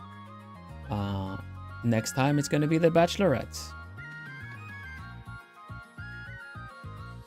So as you all know, this is how Stardew has been going on. And this is also what is this is season finale. Yeah, it's a season finale. But for now, Stardew is after next Monday. Stardew is going on the shelf. Compliments to Miri Mage for the illustrations, of course. But yes, an end of an era. We will finish. We set off to finish the community center, and we will finish it.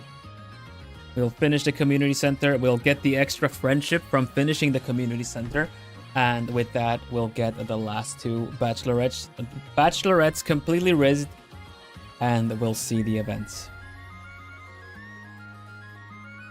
I love that the shorts say hoot hoot. Yeah, exactly. So yeah, I want you guys to know. I bet people are like, oh, the end of the kegs, you know.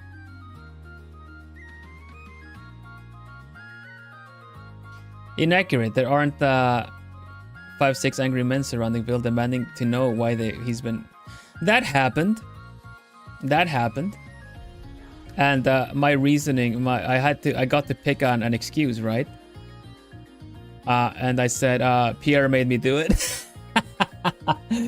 To which they were very disappointed in me, but none of them broke up with me. Or with Rizhelm, I mean.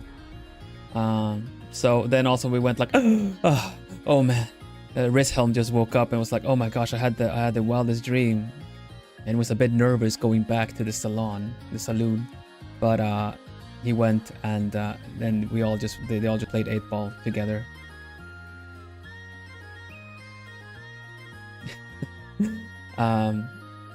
That was actually an option, which I thought was really funny. But yeah, so the bachelor's consequence has been consequenced, and we have yet to see the bachelorette's one. So yeah, in this universe, in this Stardew universe, Rizhelm will it is going on the shelf. Yeah.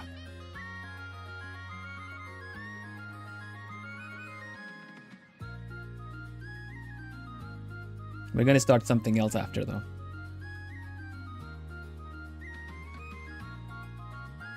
Will the peer pressure continue?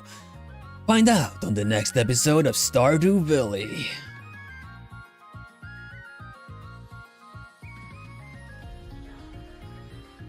And yes, it has said Stardew Valley the whole time on the thumbnail.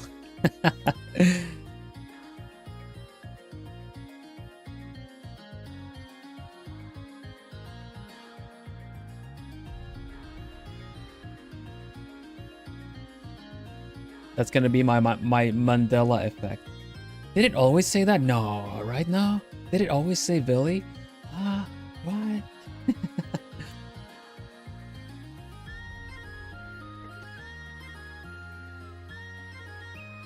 Okay, we have to render this out too. The good old VTuber tourniquet.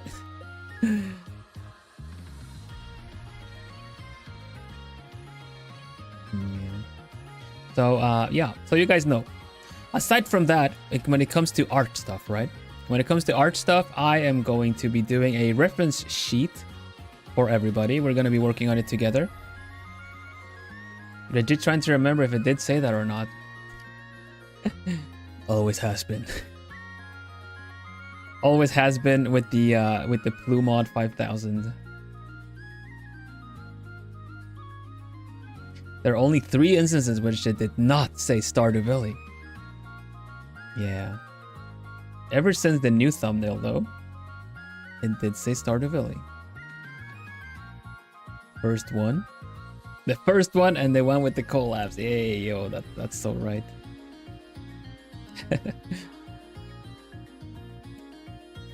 On the thumbnail, of course, not on the stream. On the thumbnail. Need to have the algorithm know where to send the stream. Otherwise, I couldn't really mess with the actual name of the stream, you know. Yeah. So okay, what we're saying, we were saying next art stream, like next week on the art stream on Wednesday, we're gonna be doing a lighting reference sheet, where I draw different kinds of lightings, and then we'll save them in a sheet, and I'll share it with you all. I'll share it with you all so that you can also have them for when drawing anime art.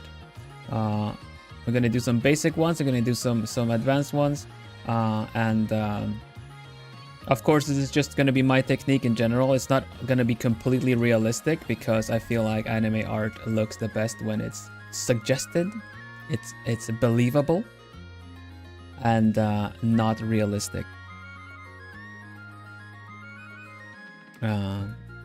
So yeah, it's gonna be anime. It's gonna be anime art specific, and you can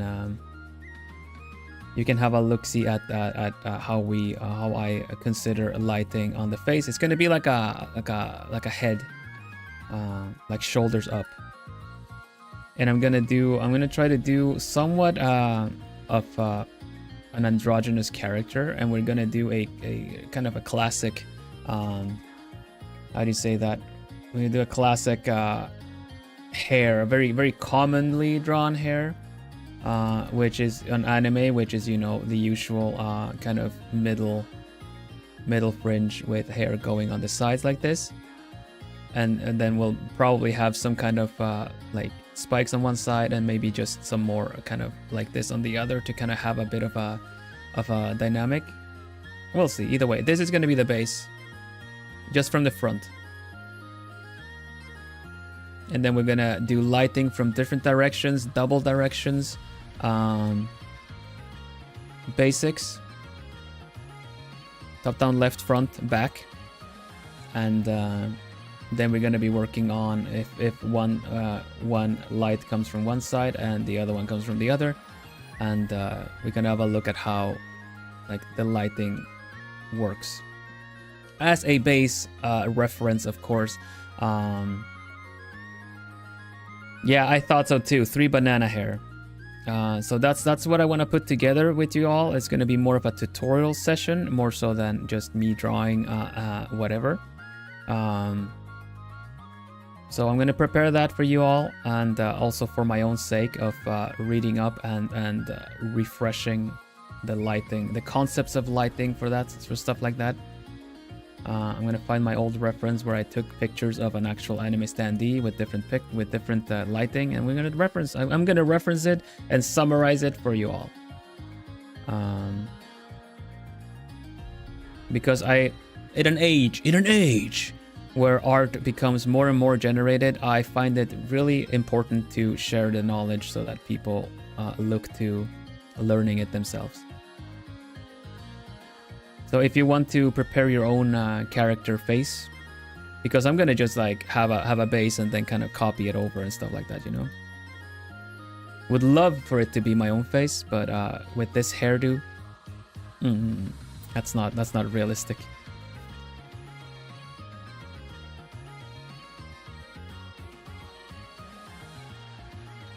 It's like, okay, class is in session. We will learn how to draw fan art of me, so that you draw more fan art of me. No, but yeah, I find it important to cover something like that, and I think this is something I can show an example of. Pretty all right. A lot of the other things that I do are kind of difficult to summarize in the same kind of way, and I'm also not super confident to teach a lot of the things correctly. This is also an age of a lot of tutorials of people kind of teaching wrongfully, or just kind of not considering what they are teaching. So yeah, I'm gonna try my best, and I hope you enjoy it.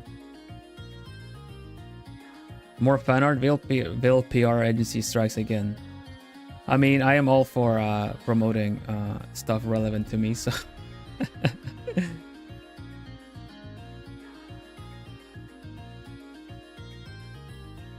There's even a short of me promoting my birthday merch, but Miel Senpai just putting a mustache on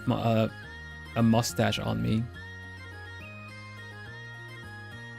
Did that stop me? Did that stop me? Ploomies, did that stop me? Oh, by the way, where are you? There you go. Ploomy, did that stop me?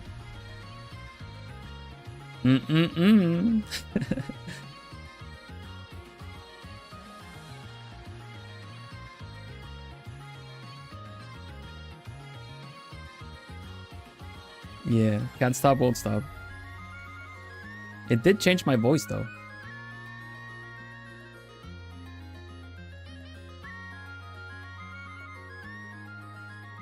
The unskippable Vil ads on the Vil channel. Yep. Sponsored segment, sponsored by myself.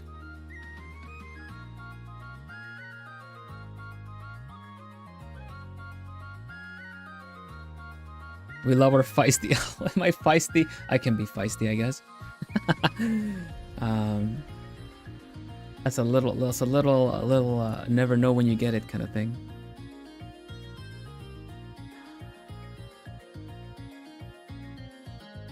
The ads that you actually wanna watch, yeah.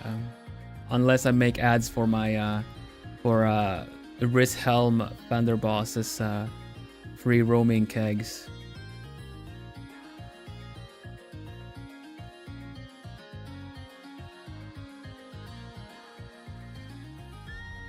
Then I'll just see the viewer count just like.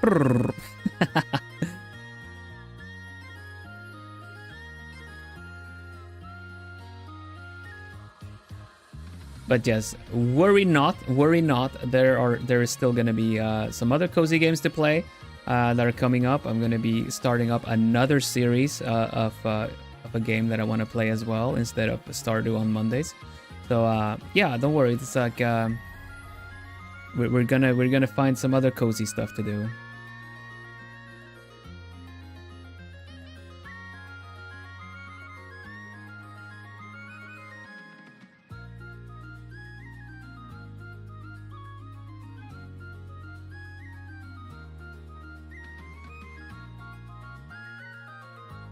No, don't you worry your cute little feathery heads about it.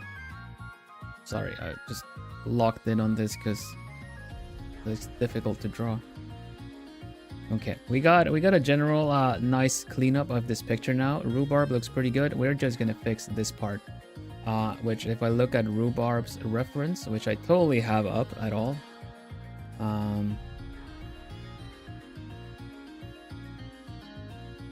Rhubarb and custard. Okay. She has a couple of like her hair goes in the back. It's not really as doesn't have as much volume as I show here, but we can still use this. It's no biggie, really. We'll just give it the volume it deserves, yeah? It's like nice and bright anyway, so we just we'll just give it the strands and the colors. Free roaming cakes is my favorite one. Yeah. Ecological. Hello, Elibirds. Welcome, welcome.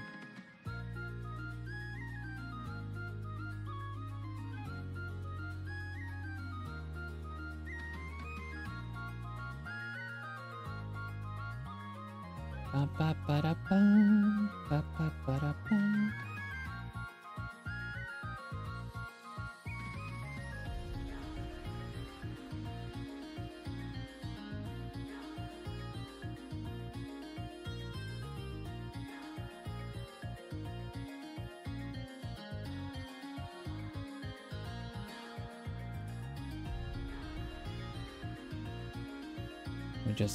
We're almost there. I'm pretty excited about having this part of the hair done. We can go straight into the next one. I think that's plenty, honestly. That's honestly plenty. And we're just gonna chop part of the hair here. Not feeling this song for what I'm doing right now, actually. It's a bit more distracting than I would like. So let's see if we have another song. Yeah, let's go there.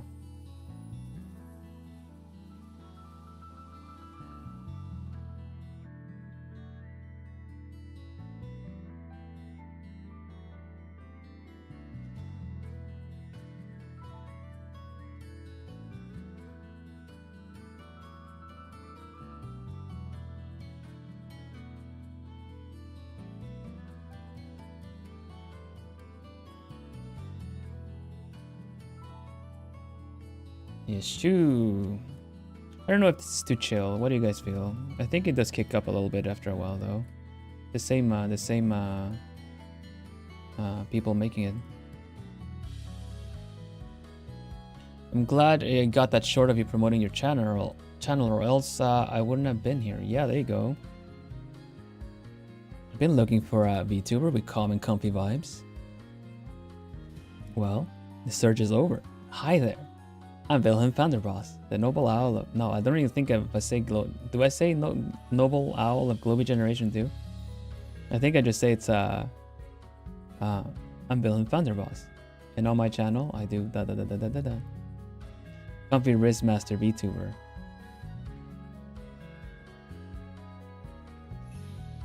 Comfy Riz Master VTuber, yeah.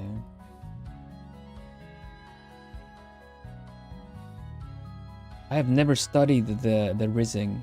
I don't know how other people riz.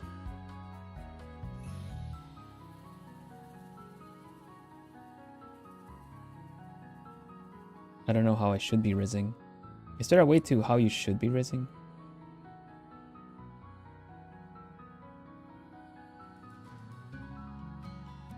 I feel like if you have a method to rizzing, it's not genuine, you know? Love. There we go. We'll keep that. We'll keep that. We're gonna do the same here too.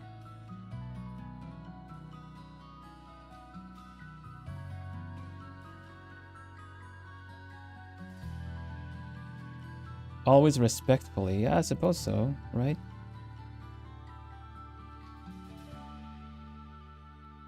We had some attempts at I allowed some rizzing being said to me early on. But I was a bit harsh about that because it genuinely made me kind of go like, don't ever say that to me ever again. To which I don't know, I don't remember if I apologized. I probably should have, because that was a bit harsh.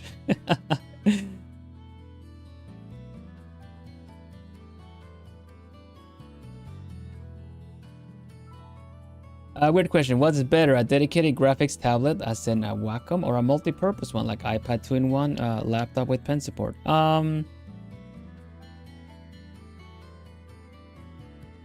You're missing one. But out of the two,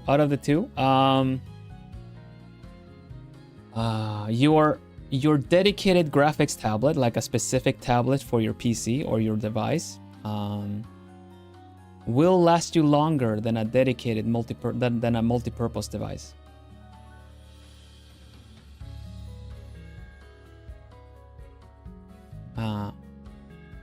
If that is something you feel like, if upgradability is something that is important to you, I will say get used to a specific dedicated drawing tablet. Now that said, you could get a pretty cheap, like, refurbished iPad to use as a dedicated one, like a specific, multi-purpose one. But yeah, I feel that things such as tablets, like Android tablets, iPads, and stuff like that, are kind of serve their purpose as far as their updates allow them. But the performance is always limited to whatever they have built in. Now there are some pretty good options out there now, both Android based and iPad iPad is an iPad, right? But there are some pretty good drawing options in terms of Android based ones with some pretty cheaper tablets that actually have stylus support, and they work fine as well. But ultimately they're not interchangeable in that sense that once you get used to one, you can just pick up and use the other one. It doesn't work like that, sadly. There's still like a period of getting used to using one. Like for me, even though I have used iPad with Procreate and everything like that, I just kind of like, okay, yeah, that's fun. Yeah, give me my tablet back now though. Give me my actual one back, because of how the different methods are, how they differ. The commands and the menu commands and everything like that. I will lose a lot more time just using another device that I'm not used to.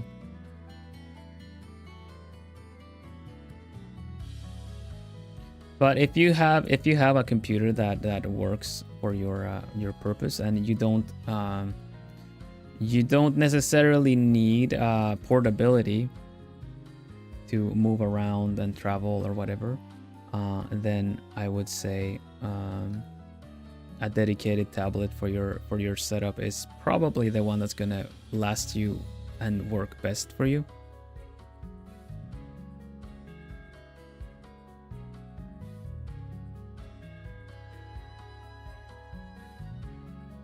Because like palm rejection is a little unreliable sometimes on tablets. Android tablets sometimes have their home buttons in a really awkward place or things like that, so you will have to sometimes suffer the fact that you put your hand down before the stylus and the thing zooms in once or something like that. So it's really about trying them out, see how well it works, and if you can at the stores or something like that, check some reviews. I know tech reviews are really tricky to really take into account when we're talking about tablets and stuff like that, because it'll usually not be artists that review the tech, or the people that are drawing on the tech are not drawing the same kind of way that you do, so it really, their opinion and their presentation really doesn't mean much.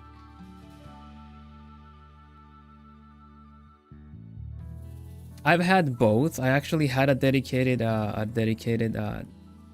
tablet PC that I worked with for a while, but even then I still prefer to use my dedicated tablet with it, even though it had built-in stylus support for the screen and stuff.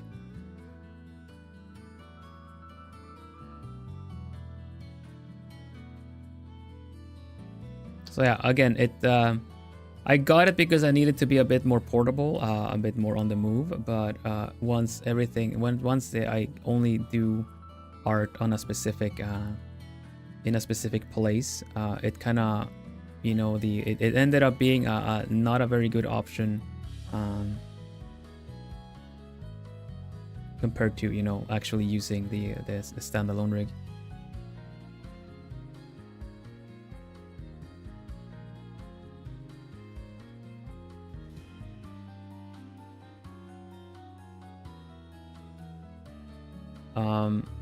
Digital is, there are some things you can transfer over from digital to from traditional to digital. I've managed to do so with my grayscale rendering because of all the charcoal and the pencil sketching that I've done, but skills are not completely transferable. Doing art digital is a different approach. And to this day, I still sketch better traditionally than I do digitally.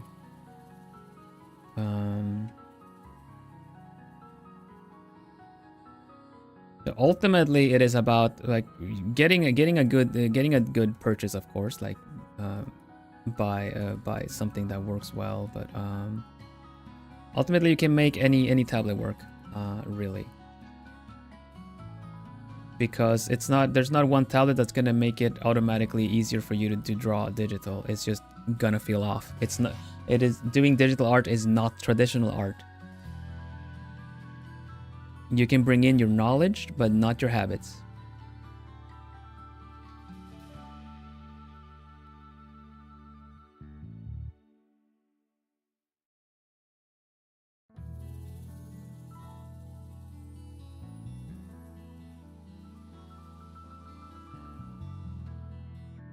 And that's the harsh, that's the gospel truth. Bill, do you play any instruments? Not anymore. It's been a long time. But I do have some musical inclination, but any instruments that I played and might have been comfortable with at some point, I am not anymore.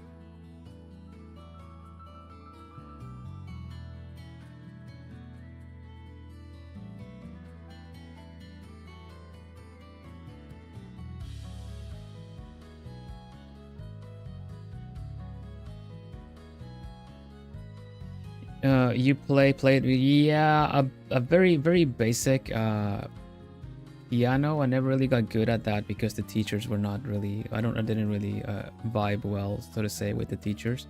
However, I still took the knowledge of that and tried composing some more like synthesizer stuff. Nothing that I can really show, sadly, but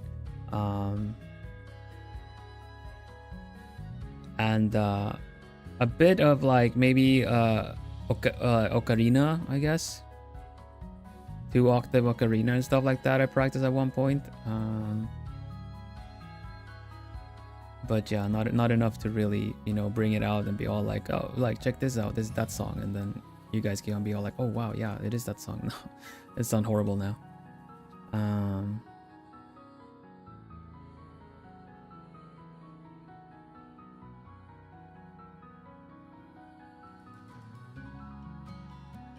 Yeah, it's been a while, so that one I can't really say that. No, yeah, I totally do. No. The Owl Prince.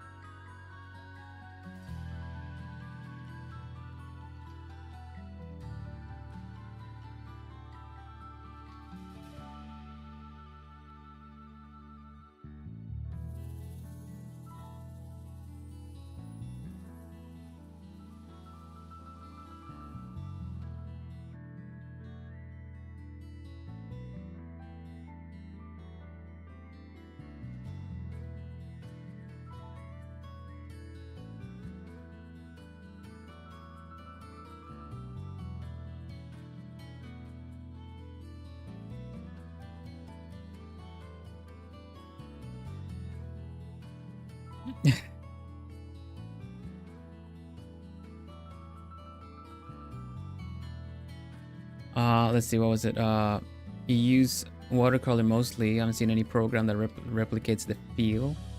I don't know if they are still a thing. I would not go into the same programs that a lot of other people do, like Procreate and stuff. There might be brushes in Procreate that replicate it. You might have to buy custom brushes to get the feel in.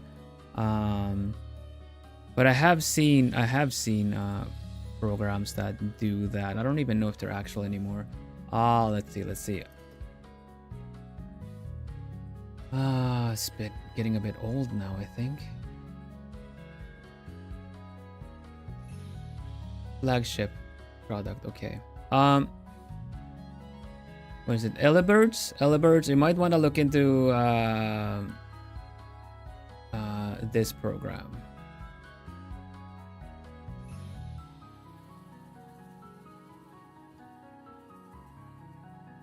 If I remember correctly, it was way more acrylics and watercolor replicating like now. You have variations. You have variations to the products, and you can probably have a look at those. I don't know if they are featured as much, but yeah. Hello, Caramel. Welcome. Forgot how nice it is to do uni work while having build stream in the back. Oh, nice. Thank you. The lovely company goes both ways, you know.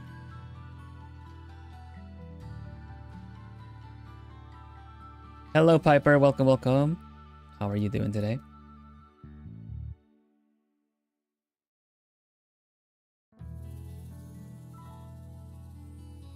I'm gonna put on the other song there. Let's see.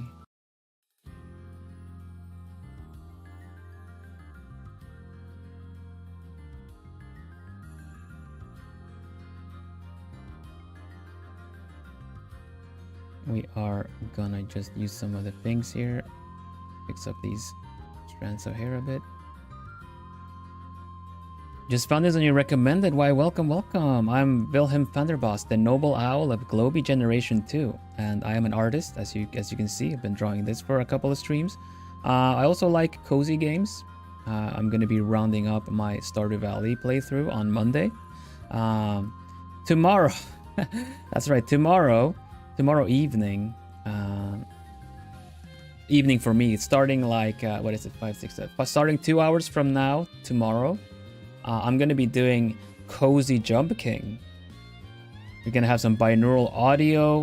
We're gonna make it really cozy, some nice music, and we're gonna be playing Jump King, which is a notoriously known for being a rage game. But I challenge accepted, right? The cozy will prevail. But it's so nice that the algorithm put me on your recommended. That's excellent, Piper. Welcome. Do you like to draw too? Like, for some reason, the algorithm figured you might like this, so I'm just curious to know. Do you like to draw? Do you maybe like cozy games?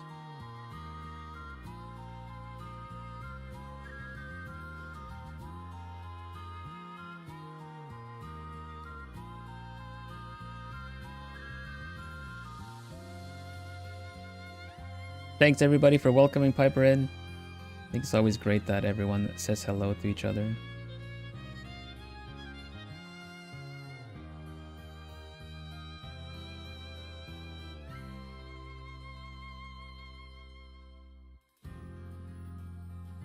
You use draw pile, nice.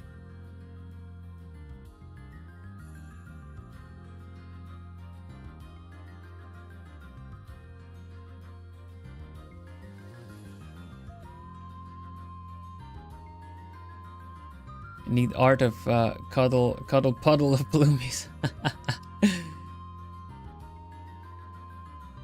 Also, seen your cute owl avatar. Wanted to see more. I love cozy games. I've started as well. Thank you. Nice. Yeah, the little owl that you see on my shoulder is a plumie. This is my plumie. Then again, you all are, but it is a mascot of my fans, you guys. And in the community, people have drawn their own with their own color, their own gem, their own feather and stuff like that, right? I always say plumies are each a feather under my wing. That's how it started off. And with your help, we soar high in the skies together. Right. You lift me, I lift you. And then I designed a mascot for the community with the you know, whole thing that people can just design their own. So yeah, welcome. It's a lovely bunch. They're super supportive. For anyone here that might not know, there is a Globie fan Discord for all the fans of Globie. I'm not part of the fan Discord as a talent of Globie, but you can meet the other Plumies there that are in chat right now. They're a very supportive bunch. So if you you want to hang out with the community of the same vibe between streams, then that is the place to be.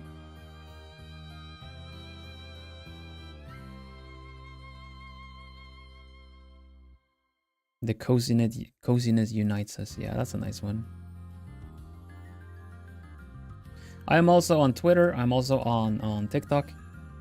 Maybe I'm not supposed to be saying the names of the platforms, but yeah.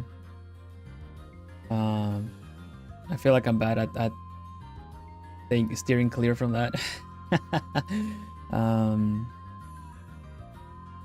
Now the algorithm is gonna be angry with me and be all like, we put you on people's recommended page and this is how you repay us.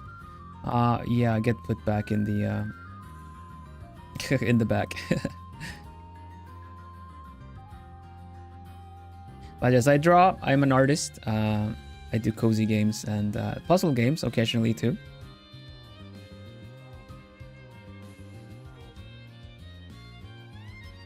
Wow, that is so profound and kind. This is my first time joining your stream, and it's just so overwhelming, so comforting and magical here. Thank you, Bill, and all you Plumies.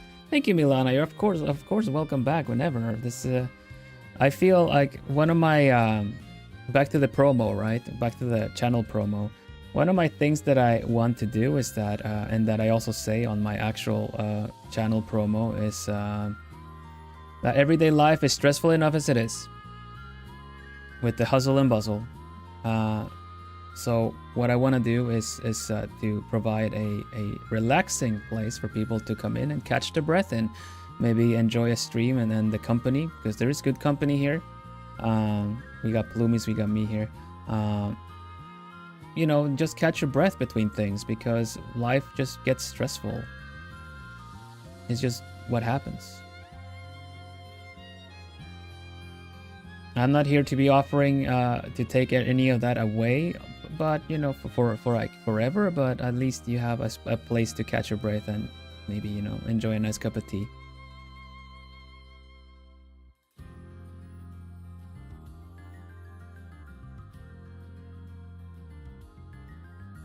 Your rendering is amazing. Oh, thank you. I don't know how to render. Yeah, it's I was talking about that too. Generally, I brought in a lot of my knowledge of traditional art into digital art, but it also took a while to find a good place for it, how to really go about with it. I work with few layers. I paint like as if it was acrylic paint without the downside of having to commit to things you can't change easily. Even though you can technically paint over with acrylics, but you have to wait for everything to dry.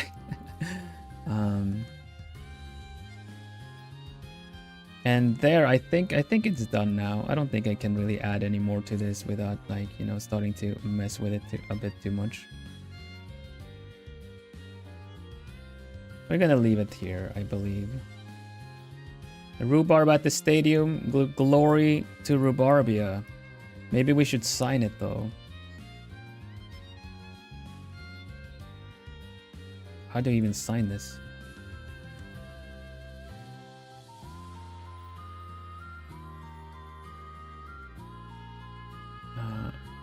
Vilhelm Vanderbos with a feather. There you go. The actual signature, oh gosh. The actual signature goes somewhere there for now. And we do the smaller one. We do the V.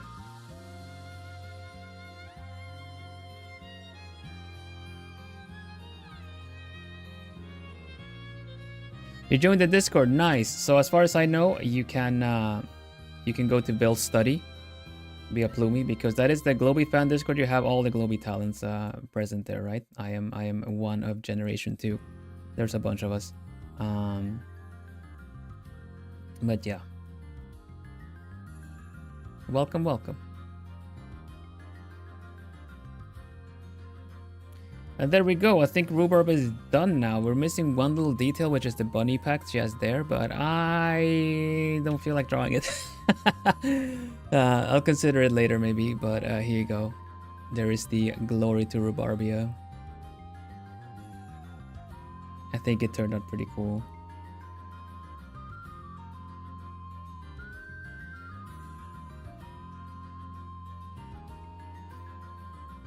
I'm just kind of wondering if we have an older version of this, or if I just kind of saved over all of them. Yeah, it's just like, it's already kind of rendered when I started, so yeah, you know what? Never mind. But here we go. Rhubarbian Glory. Save.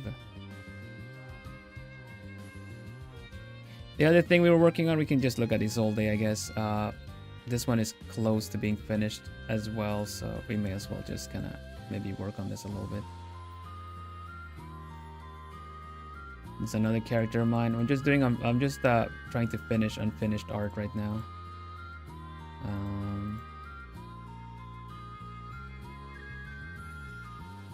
The hair has an outline. Of course, Piper, welcome. Yeah, you're of course welcome back as well. There's lore video that I've done on the videos. You have a lot of shorts. I like doing language-based shorts, and also lately I'm promoting my my art challenge to other artists. So you can go check those out as well. Vil, will you ever play horror games?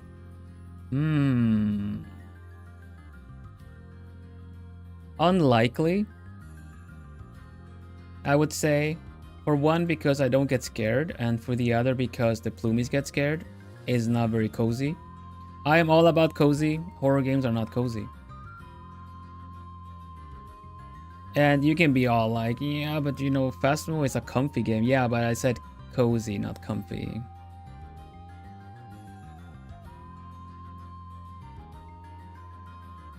You get me? At some point, there might be some horror-based game that could be fun, but I really take the cozy serious, and I don't think that being at the edge of your seat is particularly cozy.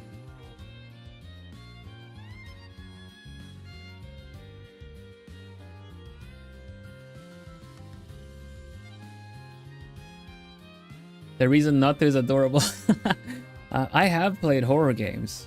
There are some games that I have enjoyed, but I don't think this is not the place. It's like we talked before. It's like I have games that I like. If I were to play, you know, not on stream. But I think like my interactions with you guys is very important. I would only want that to not be to take attention away from it all. If I'm doing a collab or something like that, that it's understandable. But no, I feel like you have other. I will redirect you to other members in Globie. Otherwise, if that is kind of the content that you want.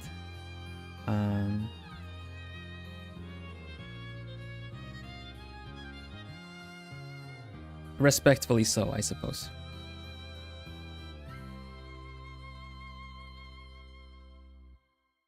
Hello, Ashlyn. Welcome. I would not be able to mod a horror game, to be honest. I get nightmares. Yeah, I don't want to force even the blue mods. I don't want to force the blue mods to have to put up with horror.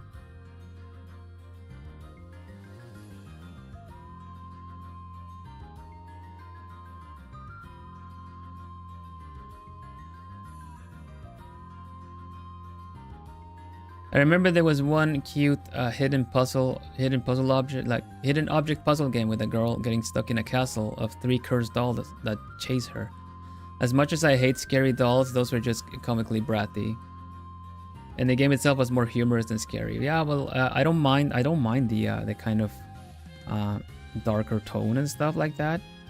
But I would want to guarantee a cozy place, because it's unfair otherwise to people that like to come by and have a cozy time and then just suddenly have to deal with unexpected horror.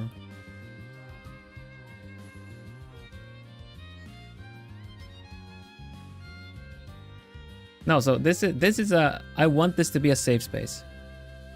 I don't want people to wonder what the heck I'm gonna be doing next time. I like to keep Plummies guessing a little bit. I don't want it to be too predictable, but I want it to be predictable enough so that you don't worry that I'm gonna do something that is not something that you subscribe to me for. I find that to be I take that very serious. I want you to know what you are getting when you subscribe to me and not suddenly get something completely different.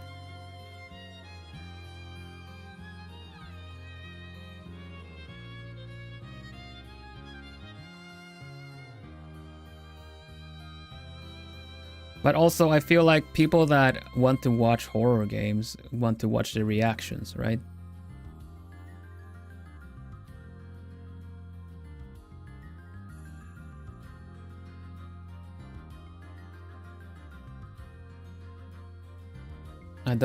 Jump scares, like, sure, they'll get me every so often, but I don't find horror games particularly scary. If anything, they become tedious, and I become annoyed at how tedious they are because they go out of their way to be horror games, but meanwhile the gameplay is just kind of very bare bones. So yeah, that's just my take on it. I don't think it would be fun to watch me play horror games anyway. So yeah. Thank you for asking, though. I'm not gonna be bashing on horror games. Other people like them, and they're really good. They're really funny to watch play.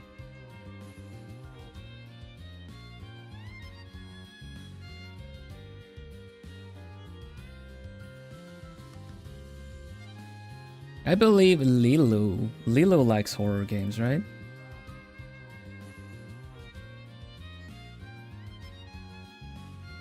Okay, Citri, thank you for hanging out with us. Lilu plays horror games. Hooty hoot, hooty hoot, and hoot hoot morning. Hello there, Joe. Welcome, welcome.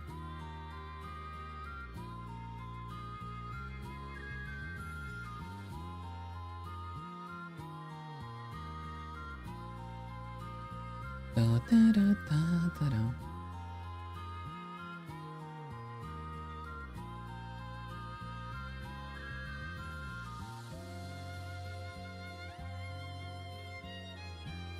Yeah, we have some talents that really like the horror games and really make it all about their thing. So Lilo is a good one to watch for horror. You want competitive gaming? There's some others that there too. I don't tend to not play the competitive games either.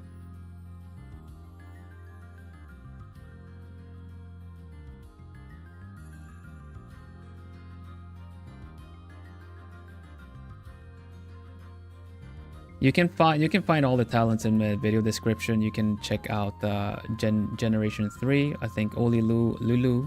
The link should be there.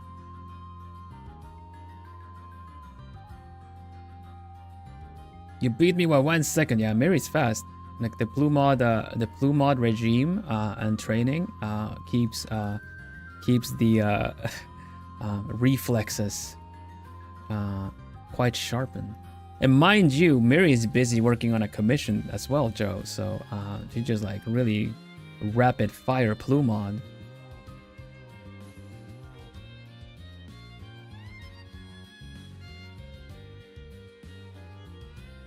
Not Vil being PR for his fellow talents too. Of course I do. Of course I do.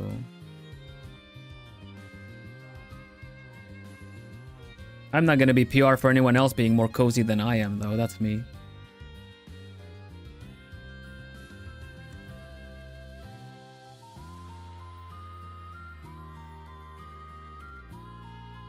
Gotta drop my pen and say hoot hoot. Yeah, Joe's in. How are you doing, Joe?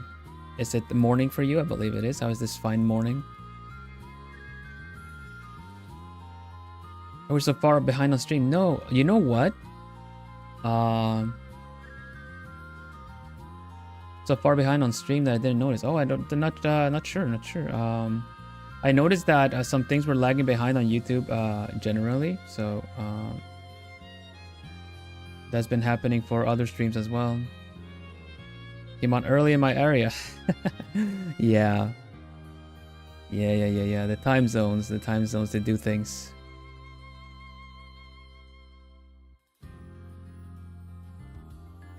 But yes, we did indeed finish a rhubarb. Going straight into the next unfinished one.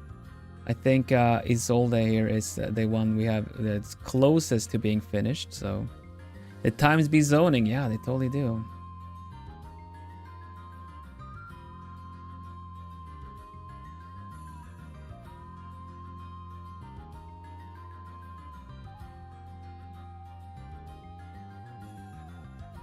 I don't know if Octavia is still listening, otherwise I would do like a Street Fighter reference because that's also zoning.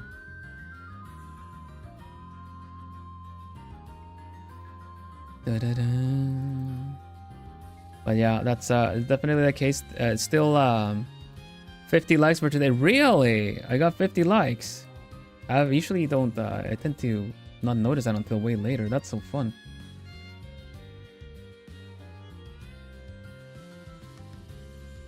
That's your mistake. Okotavia is always listening. I see.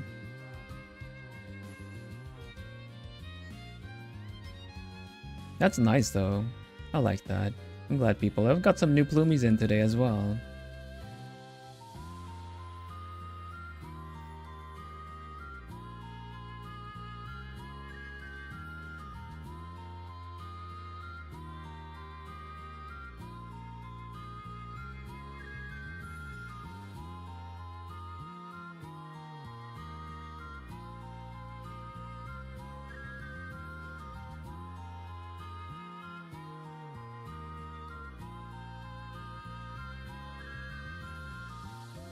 And end it with some energy, more passion, more energy. What's a good energetic one? We already went through most of these. Maybe this one.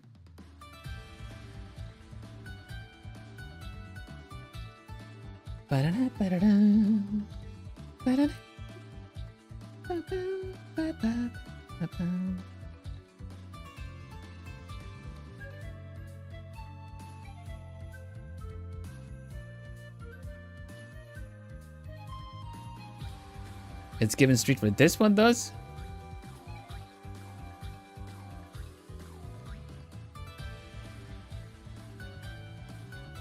Really?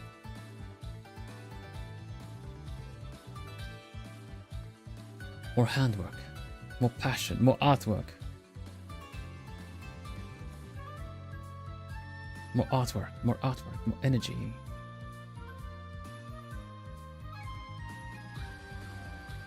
It all depends. I get some ease and Falcom from this. Some RPGs kind of a thing. Yeah.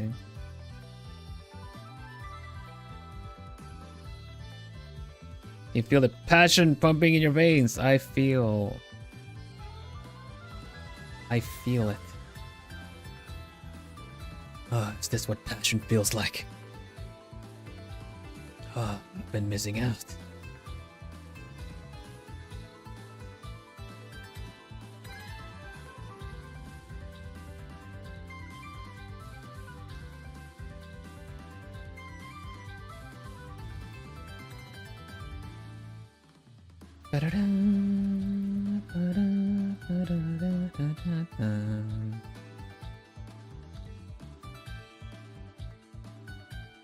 Yeah, I really love these video game inspired tunes. They're not from actual video games, but you know, they're kind of composed in the same manner, which I think is really cool.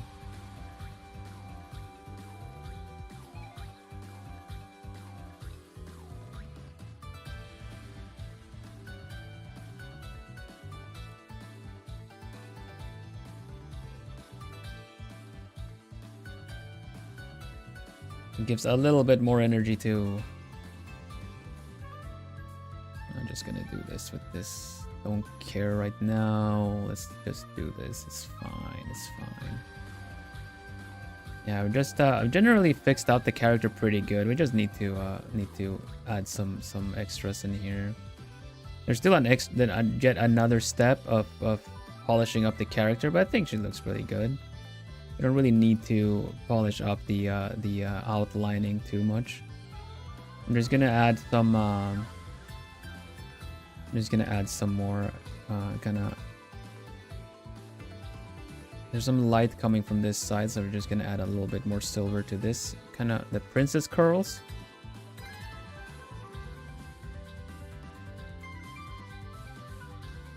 It is the princess.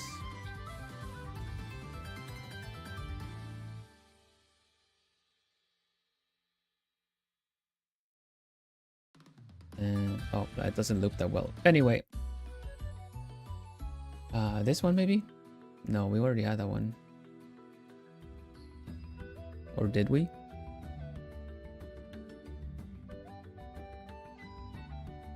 How about the battle loop?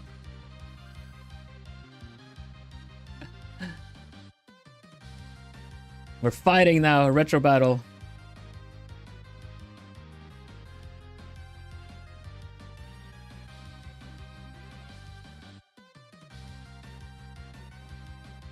You'll never see this coming. Fireball. I'm just hearing a lot of like voice lines, even though it's not from a game.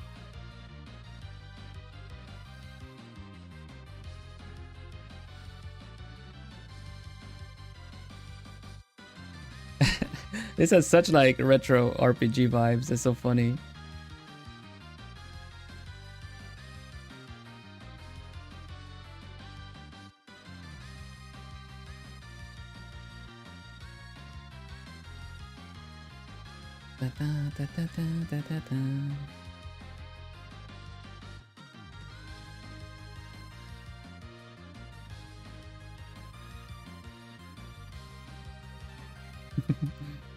Okay, this is pretty energetic enough to fuel it.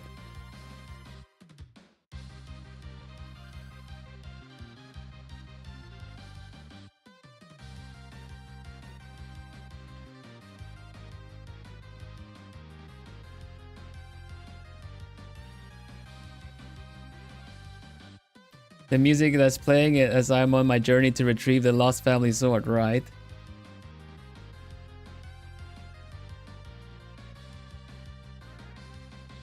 Gotta have like a duo combination battle, right? Or like a special move or something.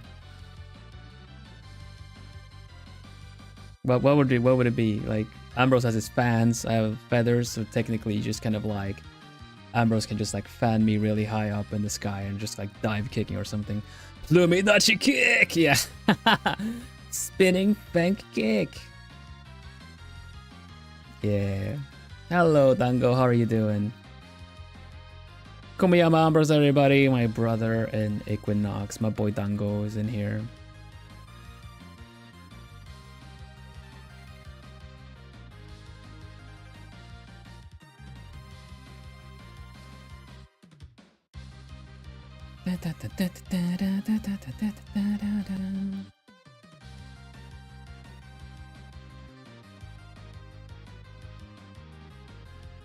Can do some blunt damage. Yeah, I gotta be lifted up first, and then I just like kind of do a flip and hit with the book.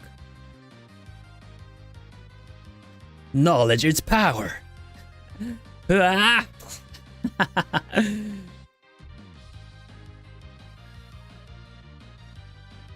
Never judge a book by its cover. Two up. Just saying a lot of one-liners now. I'm being pulled along by the song.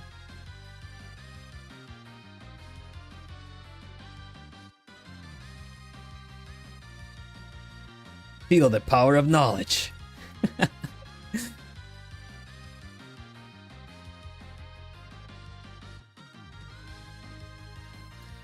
I was saving this one for later. Yeah, so now it's become like a strategy RPG or something. Yeah, the area attack, it's just when it hits, you know, bah, and then an extra boom after with a lot of feathers. Like whoa, poof, with feathers all over the place. Yeah, boy. I wish I could just like bring that to life, animated and everything. My brain is giving me so many fun visuals.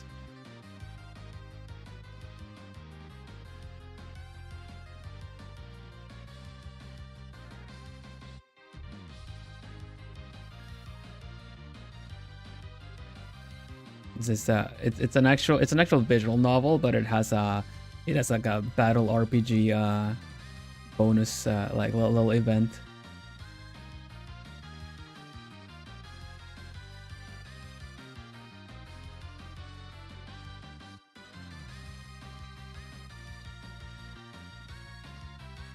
And then also we need to comment on each other's attacks, right?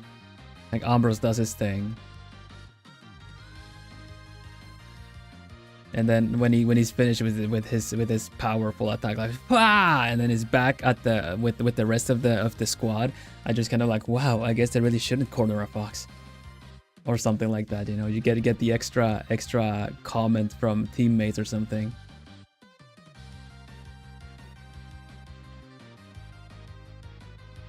Yeah, gosh, it's so fun to think about it.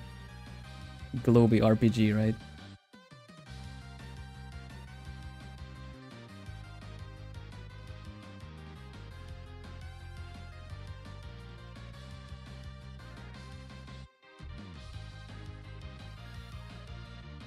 I just feel like I get those classic anime ikemen with the glasses lines just because I am one. Because if it were to be made in Japan, right, they just have to fit the stereotype. Even though I tend to not speak much like an anime ikemen in glasses. Foolish.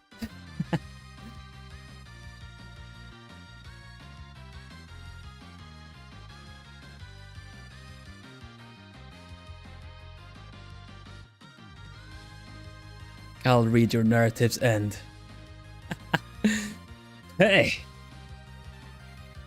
That's like the ultimate attack, right?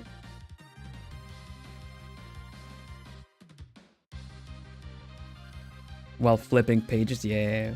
While, as Leon Senpai said, oh, sorry, that was the wrong one. As Leon Senpai said, rizzing people with holding the book in one hand. Nice.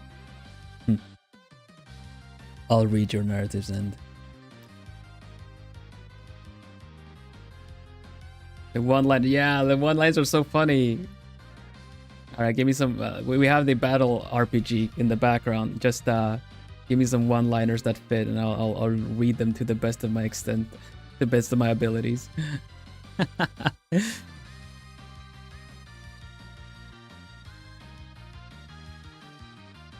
Oh, like an actual summoning spell or something. Plumies, get them! Plumies, get them!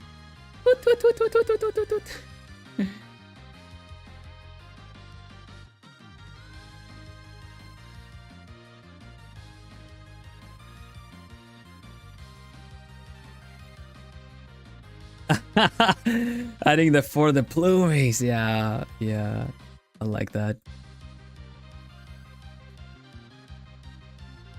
What is this? Fire Emblem critical quotes? Yes! Exactly. I just said it's like the background music. It's a strategy RPG now, so it is critical quotes.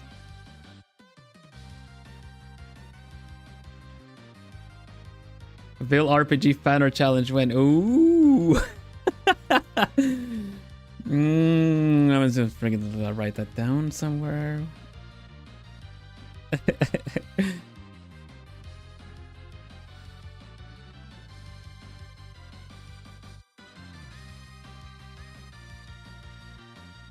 It's like an ability. It's an ability you can have blue mods kind of do a counter attack with the plume mod 5000 issued.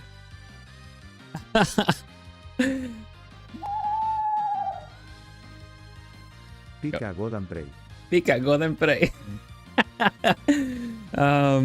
I guess that would pick a god and pray.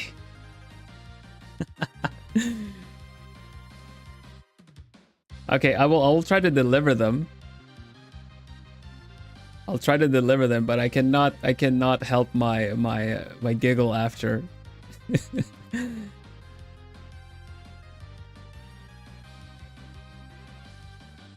Is that from Fire Emblem then, or is something else? Otherwise, maybe I should have asked where that was from, so I don't steal things. Pick a language and practice. Pick a language and pray. Ooh, I like that one.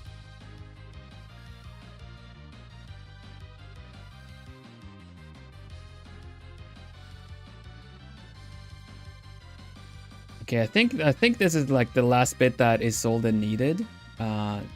Let's see if we can activate everything again. We should have plenty of effects to make it look interesting.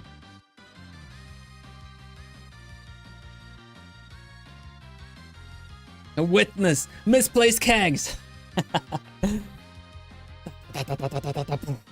Yeah. Fire Emblem Awakening. Oh.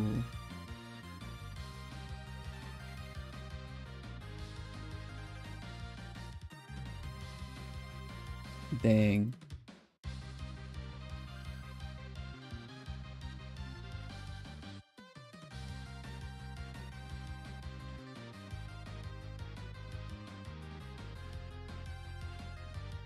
Yeah, white doesn't work. Black is more impressive on his old day, I think.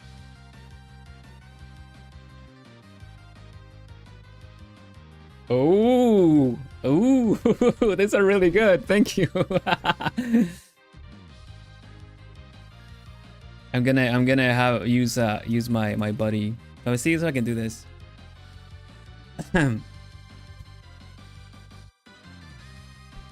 Okay, you know what? Let's go a chatting scene just for the heck of this. I need to look the part.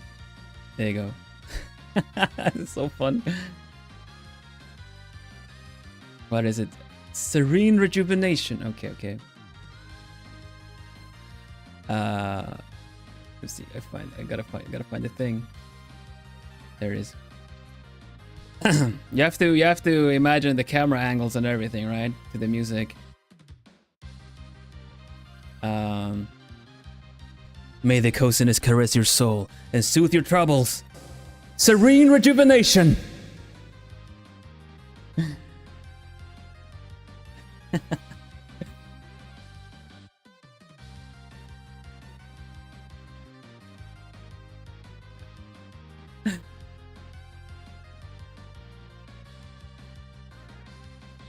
Yeah.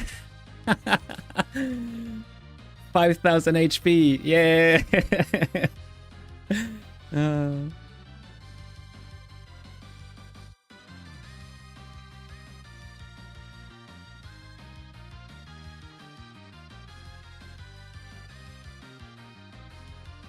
Witness the unexpected. Misplaced kegs.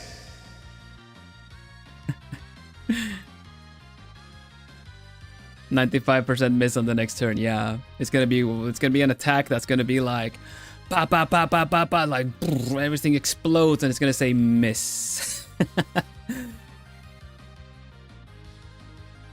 I'm actually applauding. Yay!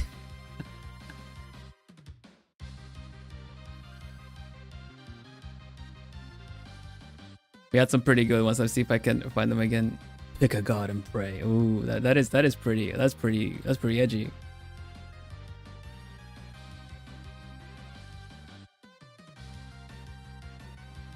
Okay, we gotta for the plumods, yeah. It's gotta be like plumods. Woot! Plumy cannonball.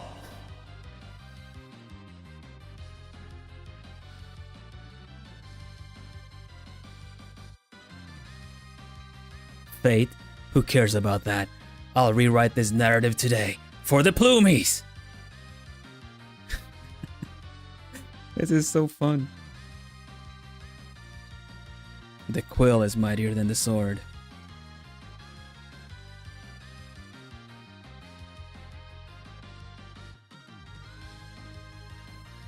He's an artist. Let me paint you a picture.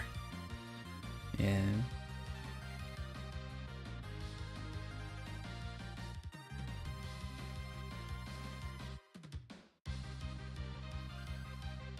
When I get hit.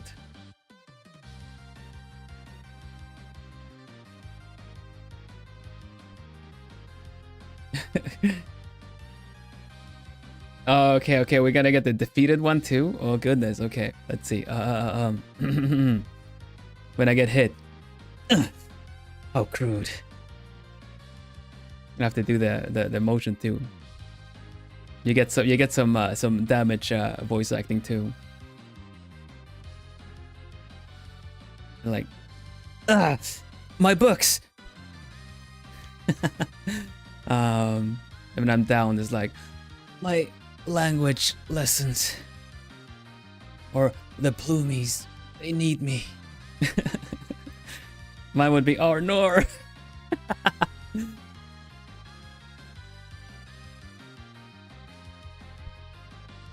My blood compels me.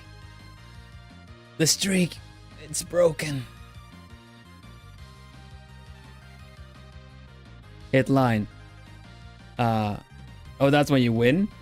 I mean, you have I don't have a victory fanfare. We need to find a victory fanfare. I need to wrap up stream, honestly. Just complete tangent, but I love this. Okay, hold on. Let me find something. Let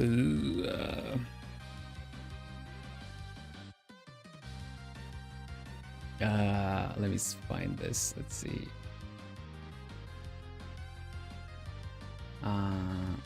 Can I find it with this kind of stuff? Oh, there we go. There we go. Is there a victory one? It's just battle. We got dungeon, we got castle. There's not a victory one. It's too bad.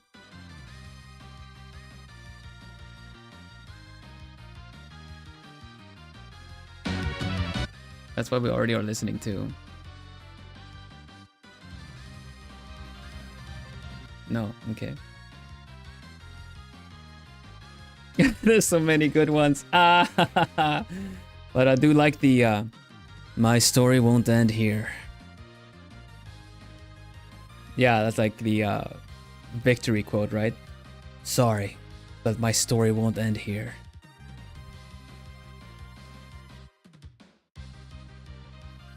Or when I defeat a unit. Clearly you didn't do your language lessons.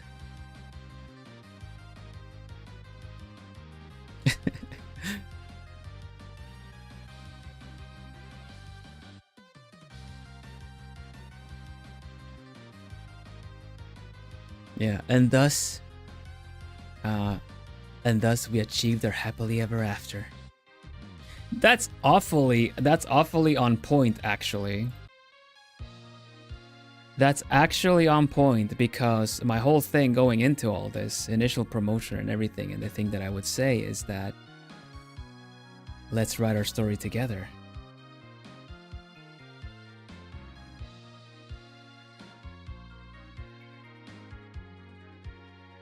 That was my trailer, after all. In a world full of stories, a new chapter's about to begin. Let's write our story together.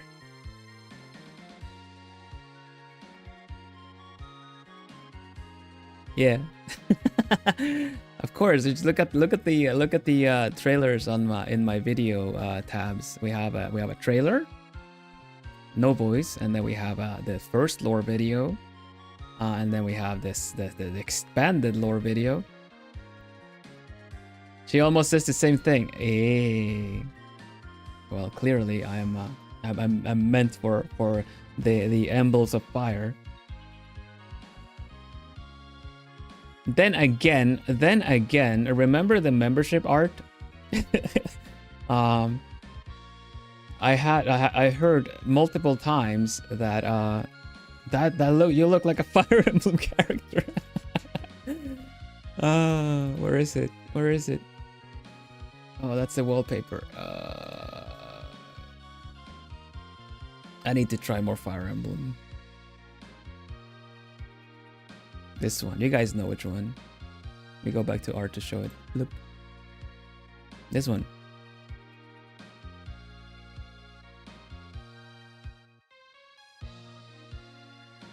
Come join me, the pot just finished boiling.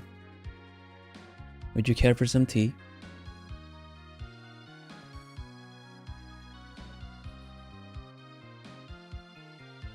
Our story's still unwritten here, Evil.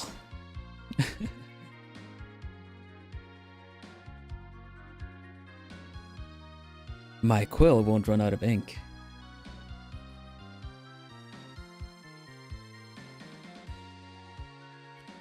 Potential classes. Would Bill be a sage, bishop, or something else? As an alchemist, a sage, I guess. But otherwise, alchemist is where it's at.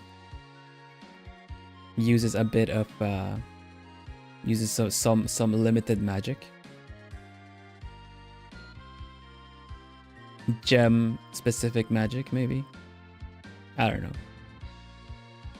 I don't know much about Fire Emblem either. At some point, maybe I will.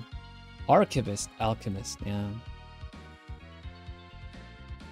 I'm sure it's like with the vibe, with the whole vibe as a writer or as an artist, or alchemist. Can sages have familiars? This one can. Yeah, this art was done by Nerumi Akiyama. It was I was commissioned it for memberships. When we opened the membership streams. Enchanter class, ayo. I'm gonna try doing a little something with the hair and the rest of the character. If we just put that in the background, do something. If you just put the silhouette in the background like this, and you kind of blur it, you can just achieve a bit of a glow effect that might actually work really well with this.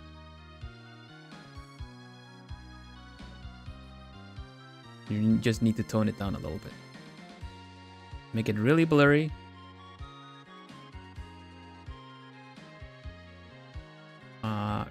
Kinda works. Kinda misses with the, at least that'll show the silhouette a little bit better. Hello, Quile. Welcome. Hello, Inaki. Yeah, we were talking about we have finished. I feel like this one is pretty much finished. Yeah, it's all right. This is my globie OC, which I randomized with. Where are the prompts? But where have my prompts gone?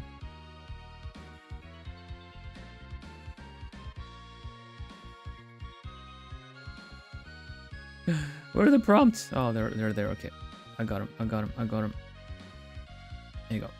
So with this one we got Ambrose. Ambrose is Fox elements. Hello, Jen. Welcome.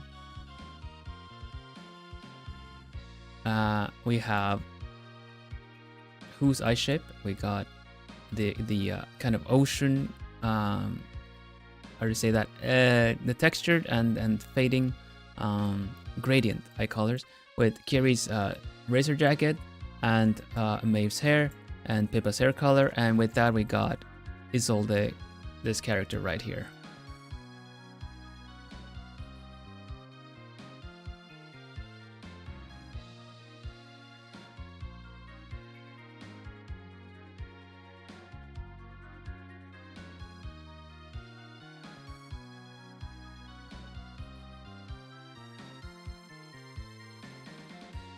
And of course we finished Rhubarb. We brought glory to RHUBARBIA. Here you go. We worked out the edges with a bit like nicer details everywhere. Cleaned everything up a bit. Tightened the circulation properly. And I feel like it's polished enough. It's got the lighting effects where I need them. Everything like that. So we got this one done as well.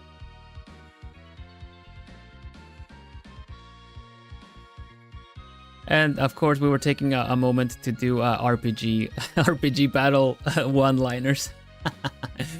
So fun.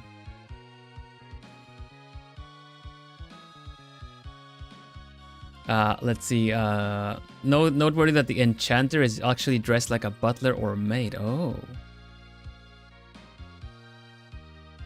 I don't know what class Rhubarb would be in Fire Emblem. A loud one and a fast one.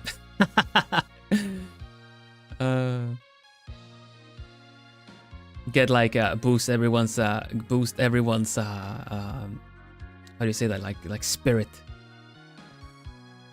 Oh, we're going back to this one. Are you kidding me? This song.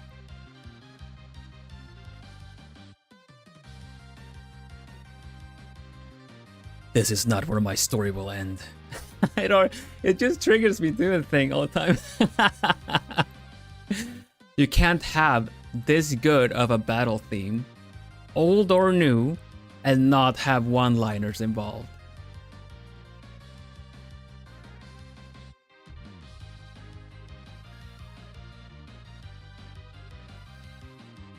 Even I almost get roused for RHUBARBIA. Glory to RHUBARBIA. Let's go. Let's take back RHUBARBIA. RHUBARBIANs, go.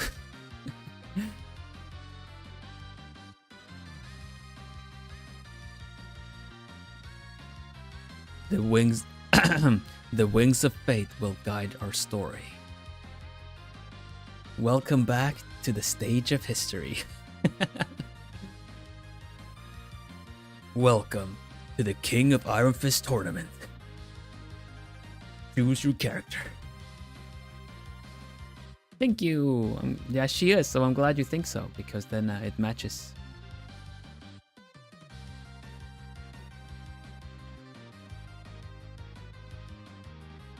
It's really fun. Good times, good times. Thank you all so much. I had a really fun time getting some silly, fun little silly quotes and everything.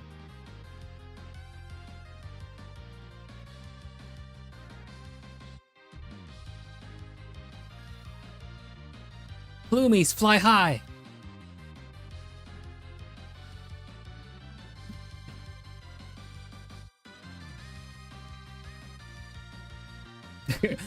Omae wa mou shindeiru. No, mine is of course as it's has been featured in a short. Mine is of course both that you're already asleep or freezing time with a good old placed Sa'auru! Toki o tomare. Soshite toki ga ugoki dasu.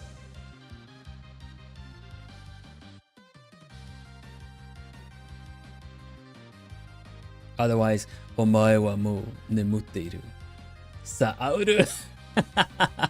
The owl! Time is frozen! And thus, time flows normally. Toki ga ugoki dasu.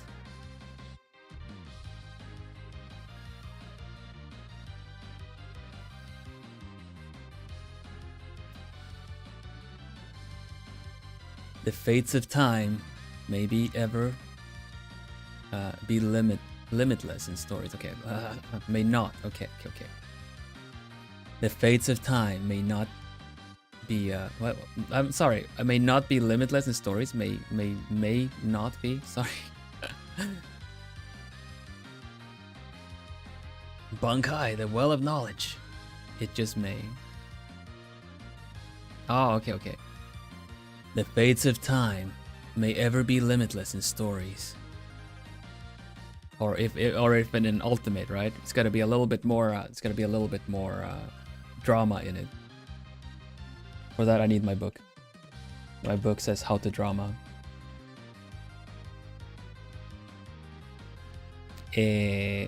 Let's use the last one. Let's see.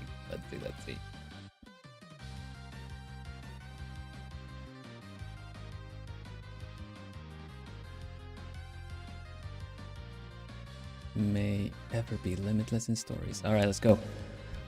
The fates of time may ever be limitless in stories. Ooh.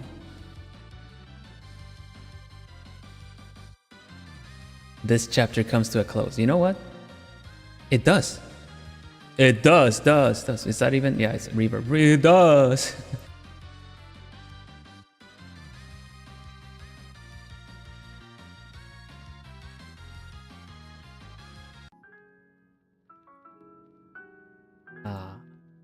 It is time. Your story's quite dry. Let's add some drama for finesse. Woo. Why not just laugh evilly as your crit quote? Okay, I'll give you an evil laugh and then we round up, okay? Plumey, could you do the honors? The same song? Yeah, the same song. Okay.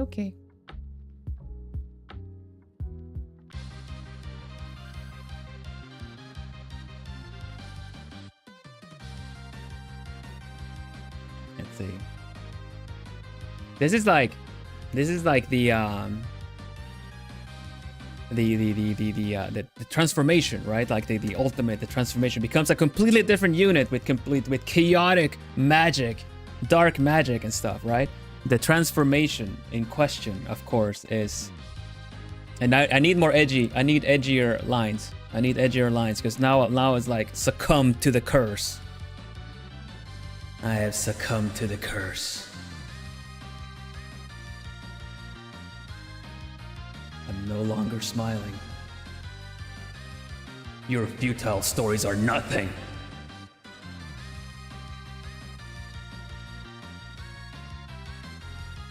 I'll see that we burn together.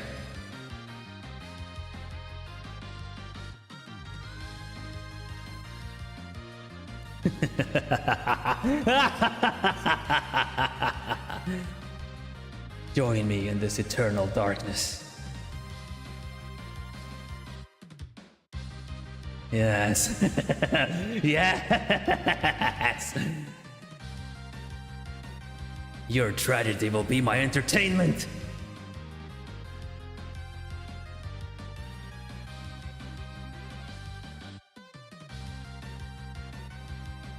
Your tall tales are inconsequential to my grand design. They'll enjoy reading about your demise. Hello, Sparky. In case you're wondering, we're wrapping up stream. Welcome, Sparky. I am doing some one-liners that chat are suggesting. I've been drawing today. I did this picture, finished this picture of my colleague Rhubarb, and I also finished this other picture right here of a character that I generated doing my own globie pause challenge that you can see pinned in chat. And this is how it turned out. Yeah, what a moment to drop in. Yeah, it's the end of the stream. I'm doing RPG one-liners, but I'll still do you the honor of introducing myself, of course, as it just seems appropriate. I am Vilhelm Vanderbos, like the sign says right there, and I am the noble owl of globie. Oh, this is actually works with the song. I am Vilhelm Vanderbos, the noble owl of globie generation 2. My family is Equinnox. Thank you, welcome, hello. I like cozy games. I'm an artist as well, like I draw and I play cozy games. Occasionally play some puzzle games as well. I love puzzle games. And yeah, cozy is my game. So yeah, bear with the silliness for a couple more minutes. We are I'm just doing some one-liners, being very edgy. This is like your character obtained line. I'm Vilhelm Vanderbos, the noble owl of globie generation 2. Super heroic.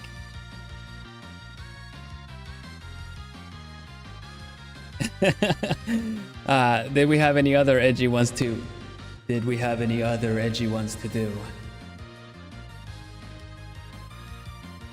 A pleasure meeting you too, Sparky. Please, I will be streaming more this week. Let's see, check the schedule actually. We have Cozy Jump King coming up tomorrow. You'll get Jump King, the coziest ever. You also have a members only we're gonna do some cozy co-op jigsaw puzzles. This feels weird to be saying all of these cozy things, with this edge in my voice. And on Saturday, I'm gonna be playing Ace Attorney Investigations, where I'll be voicing all the characters. So it's good that I'm getting this practice today. So please drop on by. These are the times. You find my schedule posted on the community page. You find it on Twitter as well, under Vilhelm Vanderbos. And yeah, of course. And I usually do at least 2 art streams per week. So drop on by, and you know, we can draw together, draw alongside things, or draw alongside each other, I should say.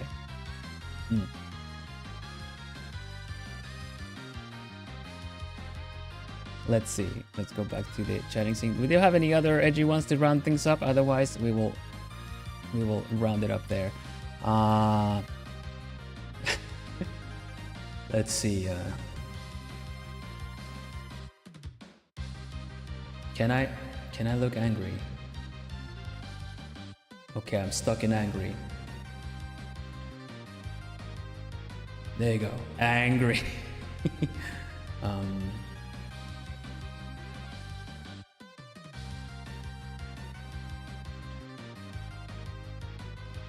Your tragedy will be my entertainment.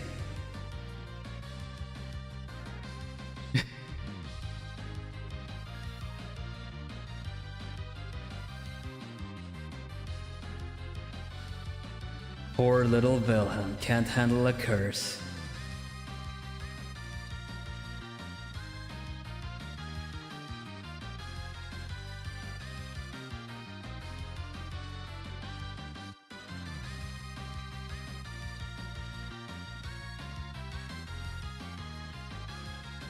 Oh right, this happens too. Oh gosh. Alternate class. Didn't count on that one.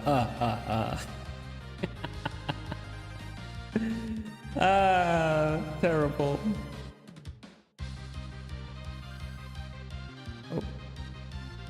Oh.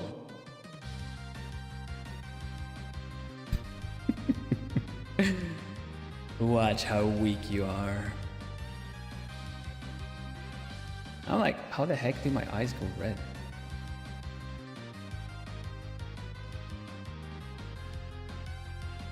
What the heck is going on? Caw.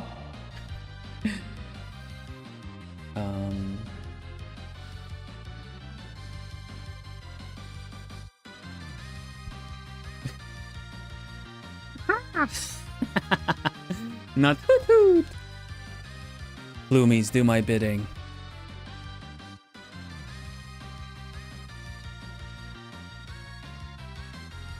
Okay, it's time for a Hootsu. I think it's time for a Hootsu.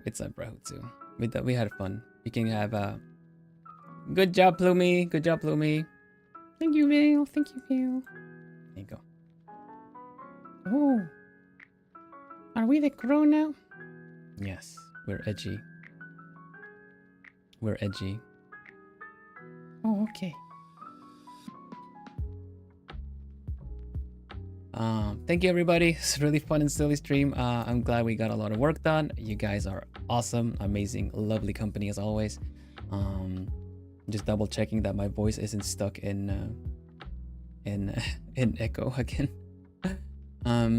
So yeah, thank you so much for hanging out with me. We'll continue doing some more art stuff next week. That was the one and only art stream this week.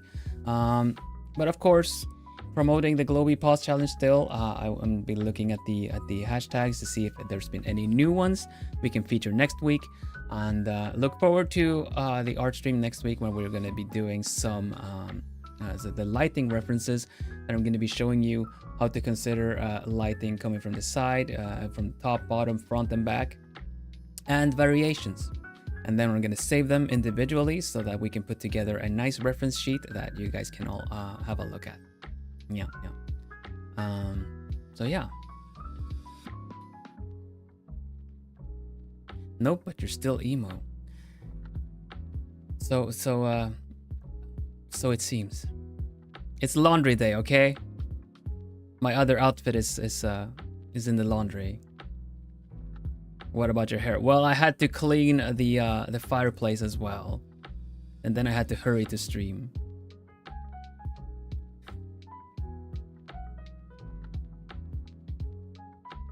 So this is what happens. Yeah.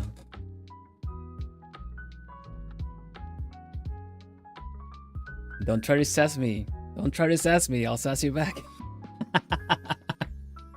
All right, take care, everybody. Let's see if there's anyone we can raid a bit quickly. Otherwise, we'll leave it there. Don't make me go get the kegs. They're already there. Never mind.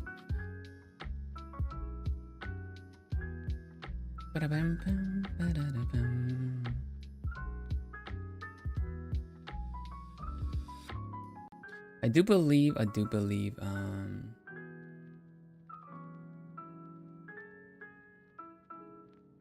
Yeah.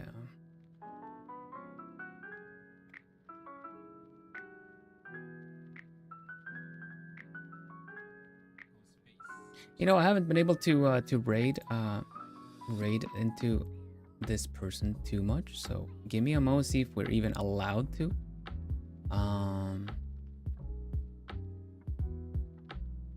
Because sometimes I'm like, oh, let's raid that person, and then I was like, oh, you're not in the invitation list.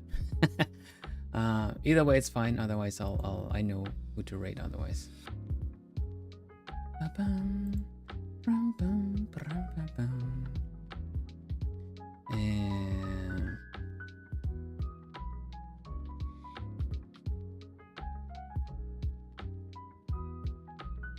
And nope, no privileges. I figured as much. Very well. Let's go to Senpai Todinghu, who's playing Lies of P, which is a Souls-like game in a nice Victorian setting.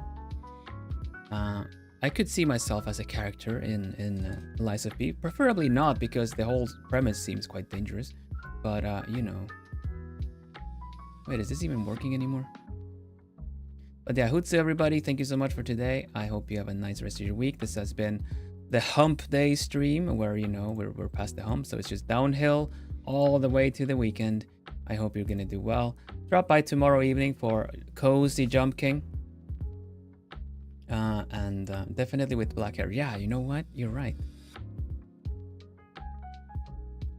I just don't keep secrets as much, so it wouldn't be as a good placement in Lies of P, which is about Pinocchio and lying and keeping secrets. I don't keep secrets after all, so I don't think I would fit that well. Meanwhile, my nose gets longer by the minute. Hoot bye, everybody. Hoot bye. Take it easy. Stay lovely, everybody. Stay lovely, Plumies. I'll see you again real soon. Jump King Cozy tomorrow.